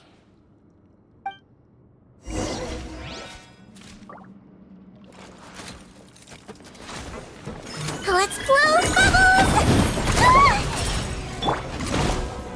Order guide you. Huh. Gotta say, I never expected to see the head nurse in combat. Some patients respond better to a more aggressive treatment plan. Did we get everyone? Captain, we finished the head count. Potten's missing. Over there! The door's closing!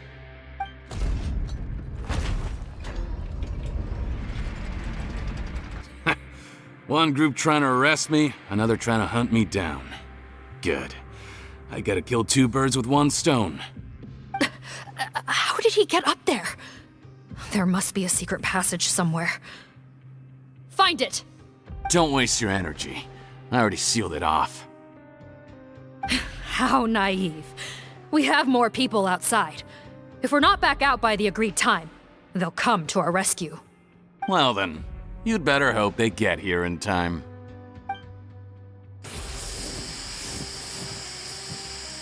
There's some kind of gas leaking from the pipes. Be careful, it's poisonous. This is our distribution center, where we store the product derived from our source solution. We had to use special fire prevention methods to prevent contamination. The pipe network here was designed to emit a gas for firefighting. One little modification later, and it makes an efficient death trap. Why would you do this? Your partners are here too. Oh, please. If they can't supply what I need, they're of no further use to me. Besides, I can't have them exposing my potential whereabouts. He's a maniac! Come on, we gotta find a way to open that door! Go ahead, struggle in vain. Once the last of you croaks, no one will ever find me again. So long! Are you sure you're ready to leave, Patton? You haven't changed your dressing today. You can't cure my face, just give up. And what if I could? Nice try. You're just trying to stall me. Don't you worry about me. I'll find a way to cure my face once I get out of here. Oh, I doubt it. After all, Fontainians can no longer dissolve in primordial seawater. What the... How did you... The key component of the face-changing potion is the fluid left behind by dissolved Fontainians. It might look like ordinary water, but it has some unique elements in it. Before the flood, all Fontainians were oceanids, physiologically speaking. A potion made from that fluid could dissolve and reconstruct the face of a Fontainian in much the same way as hydroidolins change form. Theoretically, it could give someone any appearance they wished. But since the flood, Fontainians have become true humans. They can no longer provide the source material for this potion, nor reap its benefits.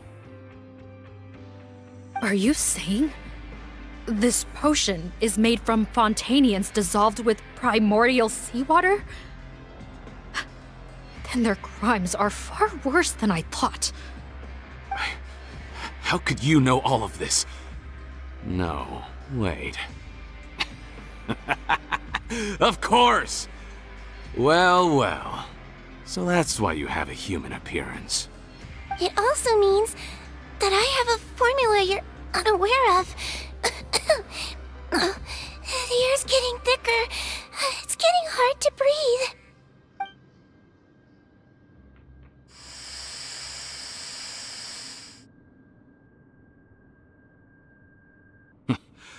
I might get to make a deal today after all. Alright, keep talking. How do you intend to give me the formula? Oh, it's not a formula, but a finished product. I have a bottle of it right here. What? When I tried Rawat's skincare product, I noticed it had a certain special component in it. So I had my friends gather some other ingredients for me, and sure enough, a little experimenting later, I'd produced the potion. I'm guessing his skincare lotion contains the fruits of your joint research? Huh. Impressive guesswork. Yeah, we were a supplier for some of the raw ingredients. But it only contains a tiny amount of the active ingredient. The effect is minuscule compared to the undiluted fluid. Well, I found a way to reverse the dilution process, giving the skincare lotion a similar effect to the fluid it is derived from. That's impossible. If I tell you some of the ingredients, I think you can figure it out. First, you need to combine tainted hydrophantasm tissue with transoceanic pearls at a ratio of around 3 to 7. Tainted hydrophantasms and transoceanic pearls. I see. Can't believe I never thought of that. So, can we make a deal? Sounds good to me. There's a delivery pipeline beneath this window. Drop the potion in, and I'll release you all. Nope, not trusting you that easily. You're like those naughty kids who try to hide their illness. Open the sluice gate first, then I'll hand you the potion. Even if you're not bluffing, your potion won't cure my face permanently. You really think you have any leverage here? I'm not closing the valve this time. Clock's ticking. Fine, then I'll just stand here with the potion in my hand. And when I faint from the poison, I'll drop it and it'll be destroyed. No.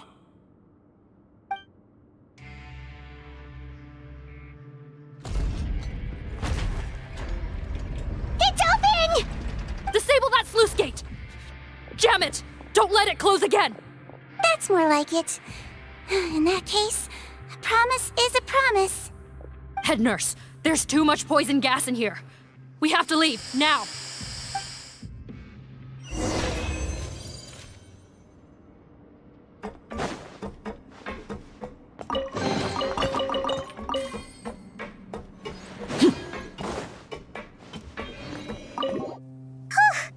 That was too close. That button is a real nasty piece of work. Oh, don't be too quick to sit down. Moving around a little will help relieve the soreness. Same goes for you, Traveler. Oh, but Paimon, you should be fine, right? Flying fast is pretty tiring too, actually. Anyway, that's not important right now. Paimon's still shocked to learn that there's a whole criminal operation going on behind that skincare lotion. Shame I ended up giving the improved version to Potton after finally making it for you. I'll make you some more, I promise. No, please don't. Paimon doesn't want to use that stuff anymore. Still, it was a pretty good job that Paimon wanted to buy some in the first place, huh? It ended up saving everyone's lives. That's gotta count for something. Yeah, Paimon was just kidding. Head nurse, I've done a final head count of our team and the criminals. Everyone's here and doing fine. We're ready to escort the fugitives back to the fortress of Meripede. It's a shame that we didn't find Rawat. At this point, I'm afraid he's probably deceased. What a horrible bunch. Especially that Potton guy. If he hadn't made good on that deal, we'd all be dead because of him. No, we wouldn't. I always keep a whole bunch of antidotes on me for emergencies, and one of them neutralizes that poison gas. We'd have been fine, even if you hadn't opened the gate. What? Then why did you give him the potion? If this is true, I must concur. Sorry to be blunt, but I think you made a bad decision by handing him that bottle. If he changes his appearance and flees Fontaine, it's unlikely that we'll ever find him. No matter how cooperative his accomplices are when we question them.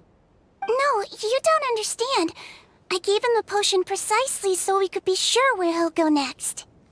What do you mean? We gotta hurry. She won't last much longer.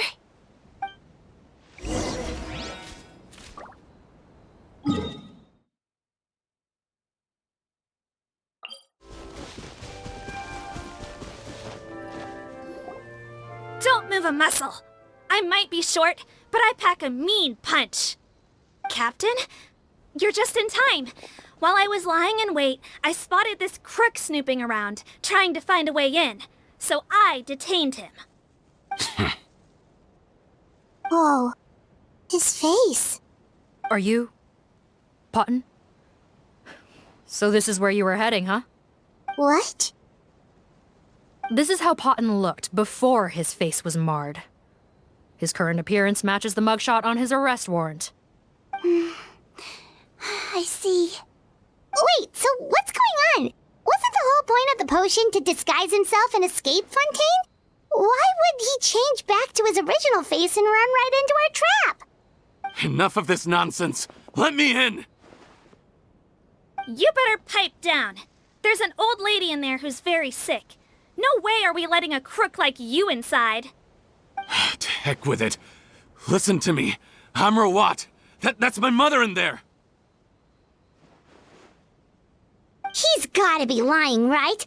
Rawat was a victim in all this. He was forced into it against his will. How can he and this monster be the same person? Forced against his will? That's the funniest thing I've heard all day. Back when I was being coerced, everyone thought I was colluding of my own free will. And then when I actually became a criminal in my own right, you all suddenly thought I must be under duress. Amazing what a difference a handsome face makes. Save us the speech. Explain yourself. You want an explanation? Fine. I'll tell it how it is. When I was just Potton, the whole world treated me with contempt. Ew. What do you want? Get away from me. Women despise me. Collaborate? You don't look like much of a researcher to me. My peers scorned me. Mr. Potton, was it? I'm most interested in your research. Consider my offer carefully. I doubt you'll find other investment opportunities. Only villains would work with me. You want out of the game? Forget about it. Turns out, I slipped up a little. Left your picture with some Marechaussee Phantom officers. Easy mistake to make. Now they've listed you as an accomplice and drawn up an arrest warrant. So I suggest you put any thoughts of running away to rest. If you get caught by the guards for being in the synth business, you ain't ever seeing the light of day again.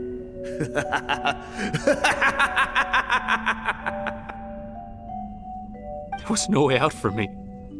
Until I could stop being Potton. Mr. Rawat, I have something I'd like to tell you. I became popular with women. This new potion you developed is fascinating. Genius, in fact. Would you consider working with me? I'd be happy to sign a licensing agreement. My peers looked up to me. Okay, I'm very interested in your research, sir. You must no doubt have offers from countless investors, so far be it for me to ask for a full collaboration, per se. I merely wanted to express my interest. No pressure at all, naturally. And the villains even began to fear me. Becoming Rawat showed me what a superficial world we live in. But I did not hold a grudge. After all, this superficiality could be made to work in my favor. Or so I thought. But alas, the world seemed bent on finding a reason to make me despise it. Mother, I'm back. How are you doing?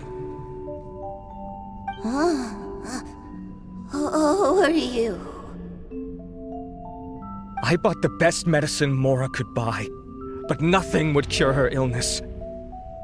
In the end, I hoped she'd at least be able to see her son one last time before she passed, but when everyone else rejected me, the only person who cared about me was my mother. Then, when I became a rising star in the Fontaine Research Institute, I was unrecognizable to her. I have to let her see me again. Even if it means donning my own wretched, ugly face. Well, is that enough explaining for you? Now do you understand? Let me inside already! Have you ever considered if you'll even be able to look your mother in the eyes after what you've done? You found a way to completely change your identity. You could easily have escaped from them. But no, you chose to keep working with them. Why would I want to give up on such a lucrative business? The profits were dozens of times that of the synth business, and it was all above board.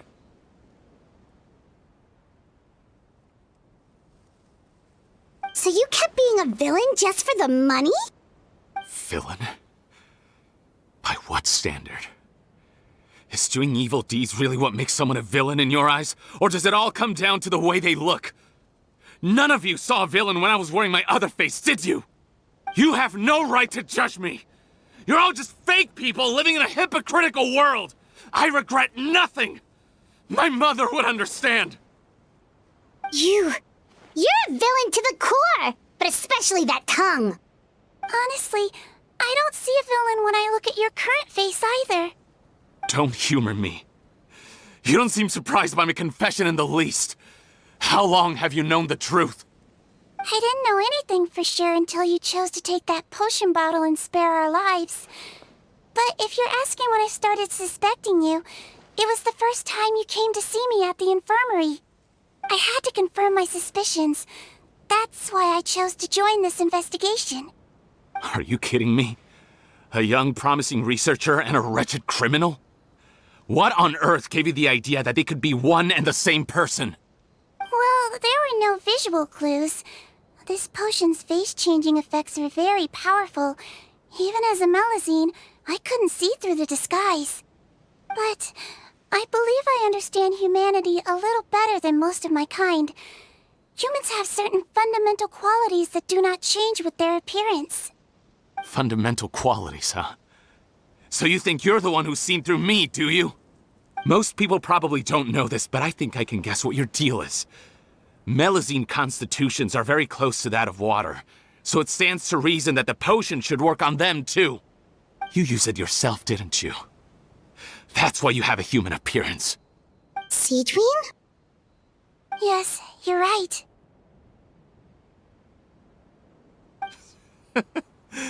I'll bet it was back in the days when Melazines were discriminated against because of their appearance.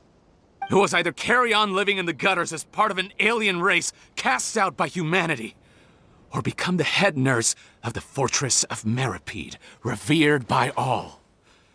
Not a hard choice to make. It's a no-brainer. So you see, you and I were the same. And I'm the one who saw through you! That's not important right now. You came here to see your mother, didn't you? Well, I can grant you your wish. Huh? Head nurse, I'm not sure that's a good idea in his current state. Don't worry. Back in the warehouse when I traded the potion for our lives, I was doing it to test him. He was willing to risk sacrificing his only chance of escaping capture by opening the gate in exchange for the potion. Also, he could see his mother again. If nothing else, his concern for his mother is genuine. I see. So before you arrest him, please allow him to see his mother one last time. The Traveler and I will accompany him.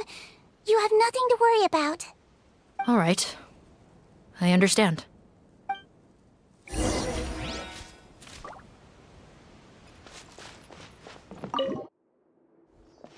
Mom? It's me, Potton. Your son. You recognize me now, don't you?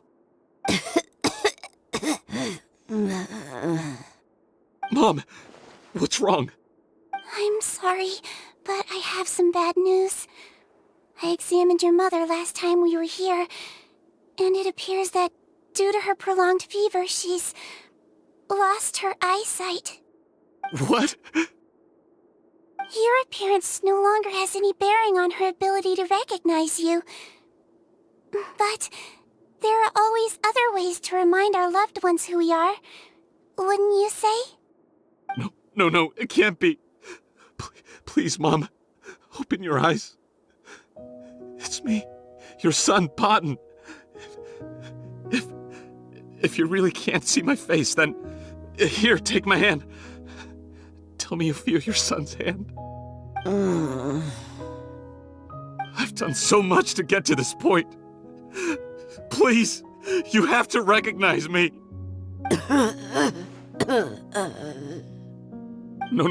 No. The temperature of his palm must have changed. I'm sorry. It seems I couldn't bring him back to you after all.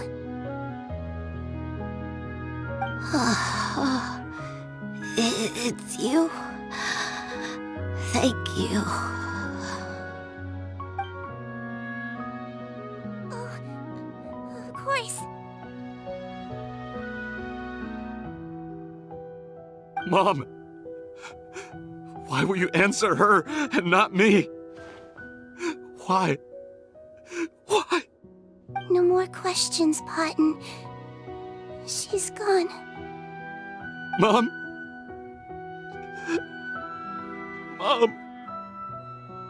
I'm sorry to say this, Potton, but you and I are not the same.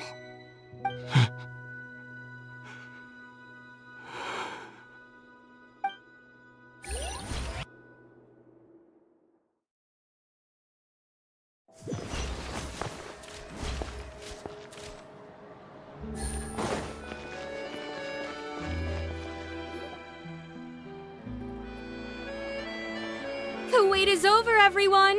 The sale of our new skincare product, Romaritime Essence, will now begin. Another skincare promotion! And it's selling as fast as last time. Wonder what people would think if they knew what was in the last batch. Oh, Sigewinne's here too! Hey, Sigewinne!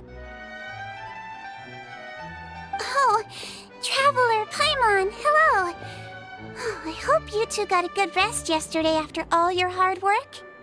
Of course! Nurse's orders, right? Anyway, are you here to take notes for your next article? Actually, I'm mostly here to help Officer Morgan wrap up yesterday's case. Ah, that reminds Paimon. That stuff sold like crazy, didn't it? Is it gonna cause huge problems? Nope, there's nothing to worry about. Unless modified, Butterfly Dew is an excellent skincare product that's completely safe to use. Besides, officers have already retrieved all Butterfly Dew purchased on the market. Now it's just a matter of disposal. After consulting Monsieur Nervulette, I came up with a way to neutralize any harmful effects, so it'll evaporate naturally without polluting water or soil. Wow, it's Sigewinne to the rescue again! Thank you for serving as our consultant, head nurse. All the butterfly dew we recovered has been disposed of, according to your instructions. Great! Good job, everyone! Also, you mentioned you wanted a copy of Rawat's interrogation records. Well, technically, Potton's records. Anyway, I have them with me. Here. After he saw his mother for the last time, it was like all his mental defenses came crashing down. He put up no resistance during the interrogation, and answered all our questions. We learned a lot. Apparently, the formula was something he discovered by chance while helping the criminal gang produce synth. Later, he came up with the idea to dilute it, and use the resulting substance as a skincare product. Their supplier was Vache. But you could also argue that they were the ones doing him a favor. His operation helped Vache's gang dispose of an enormous amount of evidence. It made for a seamless collaboration. One man's trash was another man's treasure, and there were no loose ends. It's no wonder we never noticed what Potten's gang was up to. Vache again, huh? Is there still no end to the harm he caused? Make no mistake. The crimes of Vache and his accomplices will come to an end. It's only a matter of time.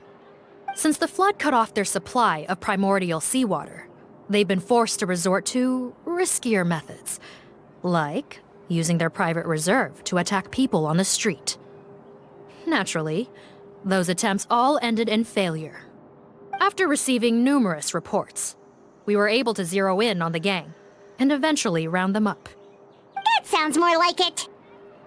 Based on what he told us in his confession, we pretty much had him backed into a corner, even though he made a point of distancing himself from the gang while disguised as Rawat. He tried to throw us off his tail by reporting his accomplices, giving him enough time to transform back into Potten and see his mother one last time. But there was one thing he hadn't anticipated. Even though Potten had been missing for a long time, we were very much still on the lookout for him. So the moment he appeared in public after changing back to his original appearance, we caught him. So he tried this once before, huh? Guess he really did want his mother to see him again. But in the end... Looking at the interrogation records, it seems like he spent the first sum of money he earned as Rawat on his mother's treatment. Yes, which is why I suspect that his initial motive for using the potion was not personal greed, but a desire to become somebody who had the power to save her. Even so, he went too far. In the end, he got what he deserved. I understand. Thank you for bringing me these records. Why did you want them anyway? Potten was one of my patients, so I need to put together a medical file for him. My teacher always stressed that a person's life experiences are just as important to their file as their medical history. Why are you still treating him like your patient? Isn't he kind of beyond redemption now? That may be true, but a patient is a patient, regardless of the choices that bring them to my care. One last thing, head nurse. Please keep everything you know about this potion a secret. It would be for the best if most of Fontaine knows nothing of its existence. I know my fellow officers and I will be able to sleep easier if that's the case. Of course, not to worry. Thank you for understanding. I'll take my leave then. So, Sigewinne, did you really use that potion yourself? Why do you sound so surprised, Paimon? I told you all about it. It was quite a while ago now. You mean that story about the witch and the potion? So it was really, actually, genuinely a true story? Yes, it really, actually, genuinely was. But... I know. There are some secrets I can't tell anyone about. But considering everything we've been through together, I know I can trust you with them. Before I tell you, though, could you follow me somewhere? I want to pay my respects to an old friend. Of course!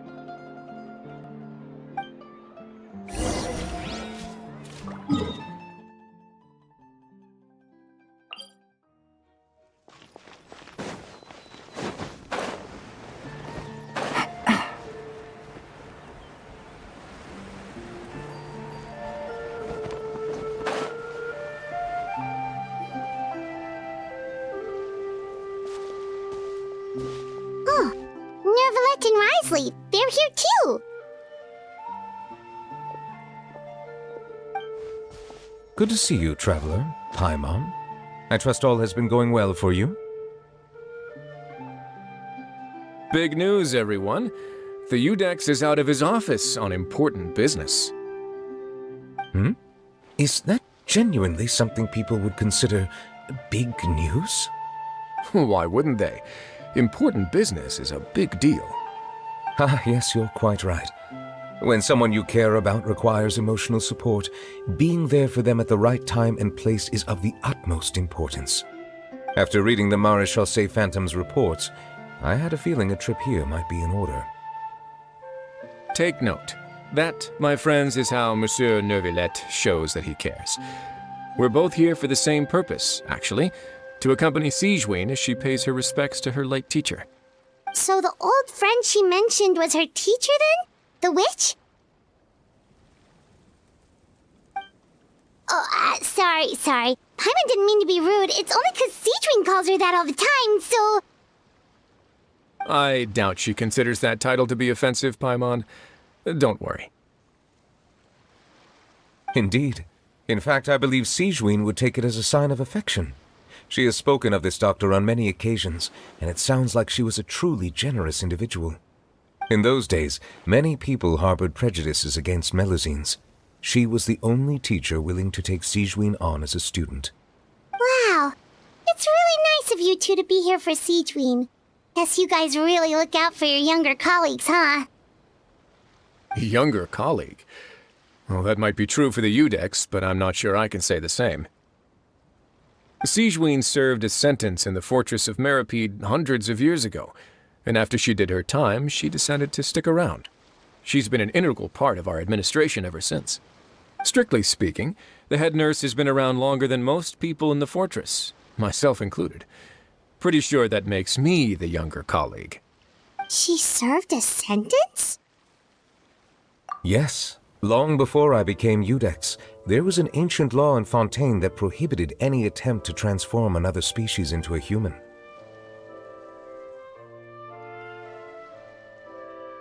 Initially, I and most researchers believed this law to have been imposed due to ethical concerns.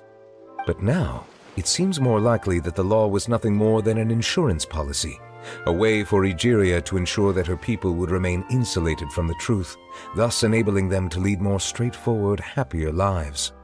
Ignorance is bliss, as they say. Sigewinne had her reasons for choosing to obtain a human form, but the act was nonetheless in clear violation of the law. Could you tell us a little bit more about what happened back then? Certainly. Sigewinne does not object to her close friends learning about her history. In fact, I first learned of it myself because she confessed the truth to me of her own volition.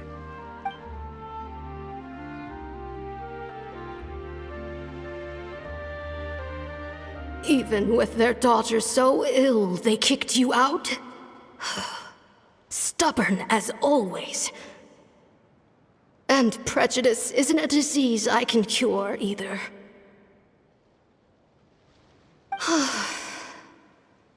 Shame that I don't have the energy to get over there. You're laughable, you old witch. You want to save everyone in Fontaine, but you can't even save the patient before you. Master, what are you... I discovered a strange disease, one I suspect that every Fontainian suffers from. But without witnesses or proof, no one will believe me.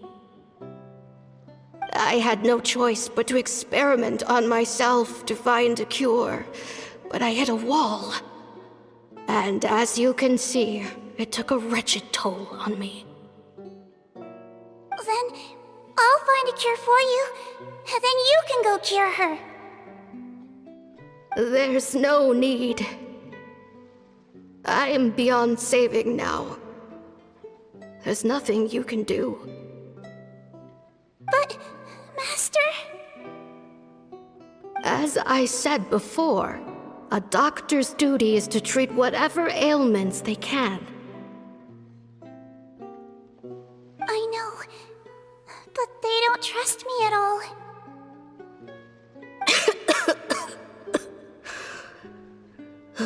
That girl. She's your first ever patient, isn't she?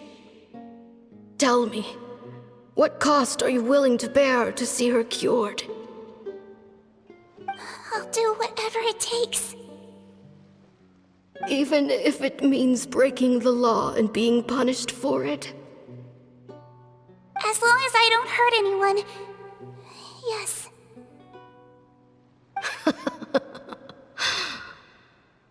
Spoken like a true student of mine.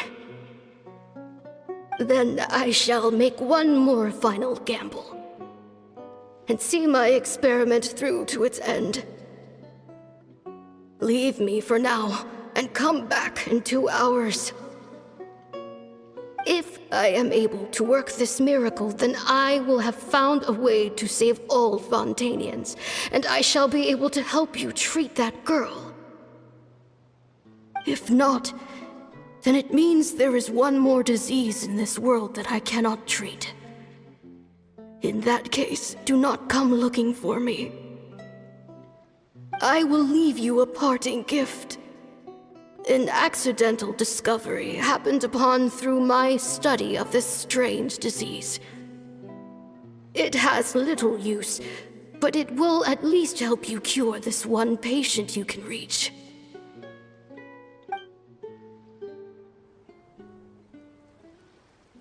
When Sigewinne returned, the miracle had not occurred.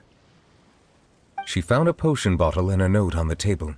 After using the potion as instructed, she gained her current form, breaking Fontaine's law in the process. And after I had confirmed the veracity of the events, I gave my verdict.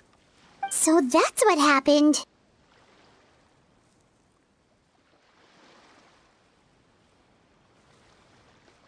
I fear Sigewinne only understood the full story after the truth about the dissolution of Fontainians was uncovered. When I reflected on all this with that knowledge in hand, I felt a deep sense of regret. As I use the law to uphold justice, there are times when I cannot help but acknowledge its ruthlessness. After the final details of the events surrounding Sigewinne's transformation came to light, I checked several sources and, thankfully, the legal code does not require Sigewinne to shoulder any additional punishment. Wonder how she feels about all this. Since she invited you here, I imagine she intends to speak of these matters with you, no?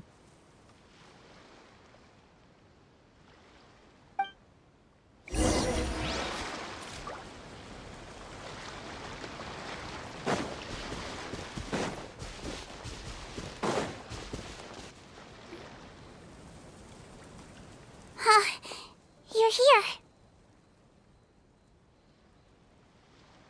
The old friend I mentioned was my teacher. When she passed, her body was nowhere to be found. All that's left of her is an empty tomb. And even that's deep underwater now. Sigewinne, the witch who gave you the magic potion, she was your teacher, wasn't she? Sounds like Monsieur Neuvillette filled you in. After learning the truth, it must have been hard to process, huh? Well, to be honest, after I realized what really happened that night, my first thought was that it kinda made sense. It seemed exactly like the sort of thing she would do. But she was planning to sacrifice herself and never told you. That's just who she was. If lying is what it took to get a kid to take their medicine, then that's what she'd do. Alright, but why did you turn yourself in? I broke the law, simple as that. My teacher made her choice, and I made mine. True. It's just the way Potton framed it when he was asking you all those questions, it made Paimon really mad. You're not like him at all, and everything Neuvillette said confirms that. And yet, you were still convicted and thrown in prison. It just feels so unfair. Unfair? I happen to think just the opposite. If I hadn't served that time, I'm not sure I would have been able to stay strong when he was questioning me. Well, what makes you say that? I knew you'd be curious. Let me tell you a story.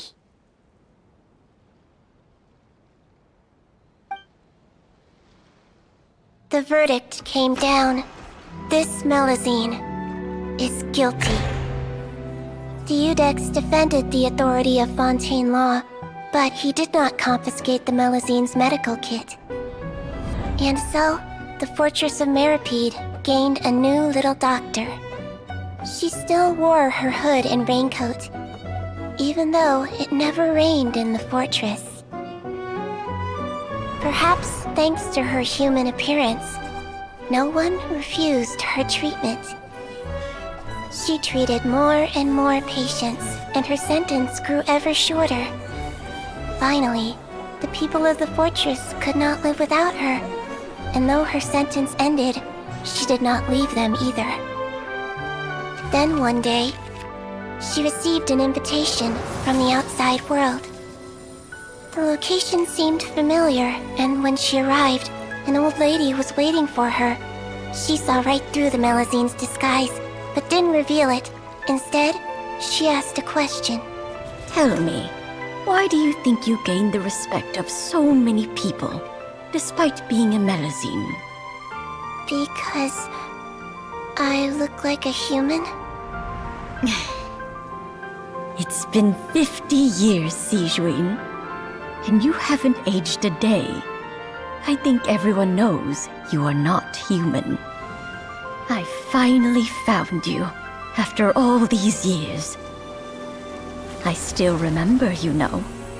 It was you who saved me that night. But how? I was no longer a Melizine by then. Does it really matter if you're human or Melizine? I remember the warmth of your palm. It's quite unmistakable. And you know what? It hasn't changed one bit. You don't have to hide anymore, Sigewinne. These days, everyone wants to make friends with Melizines. And I think that it's all because of you. I'm sorry I couldn't say this until now, but thank you, Dr. Melizine. Now that's an ending Paimon can get behind. After hearing everything Paten said, I wanted to tell him that it didn't matter who he looked like on the outside. But it was too late. The warmth in his palm had already disappeared. I tried to treat him, but the roots of his problem had nothing to do with his face. I understand. Thanks, you two. I appreciate you being here for me while I talk this through. Oh, it's nothing. Our pleasure. Oh, there's one more reason I invited you here. It's about time I finally give you what I promised. In order to restore the appearances of the face-swapping victims, the Marechaussee Phantom gave me special permission to make a few bottles of that potion. And I made one extra just for you two. We don't need it though. Shouldn't we destroy it? Well, even if you chose to destroy it, I still thought I should give it to you first. You two did so much for me. How could I break my promise? Well, fair enough, but anyway, Paimon's definitely not interested in this stuff anymore. Still, if this is the very last bottle in all of Teyvat, getting rid of it would feel like kind of a waste. Maybe we can give it a special meaning somehow. Oh, Paimon's got it! Melizine physiology wasn't affected by the Great Flood, right? So that means the potion should have a permanent effect on you. In that case, what do you say, Sigewinne? Ever thought about transforming back to the way you used to look? After all, from a Melizine point of view, Paimon bets Melizines look the cutest of all!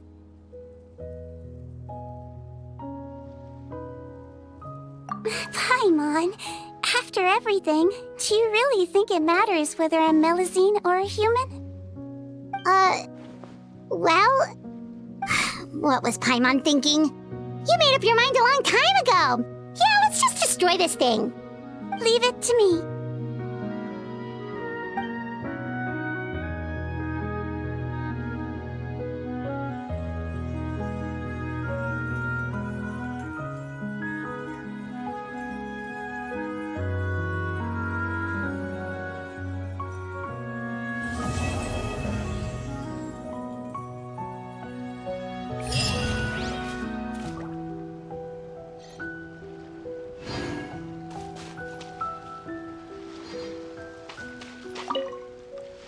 like to stay here with my teacher for a little longer.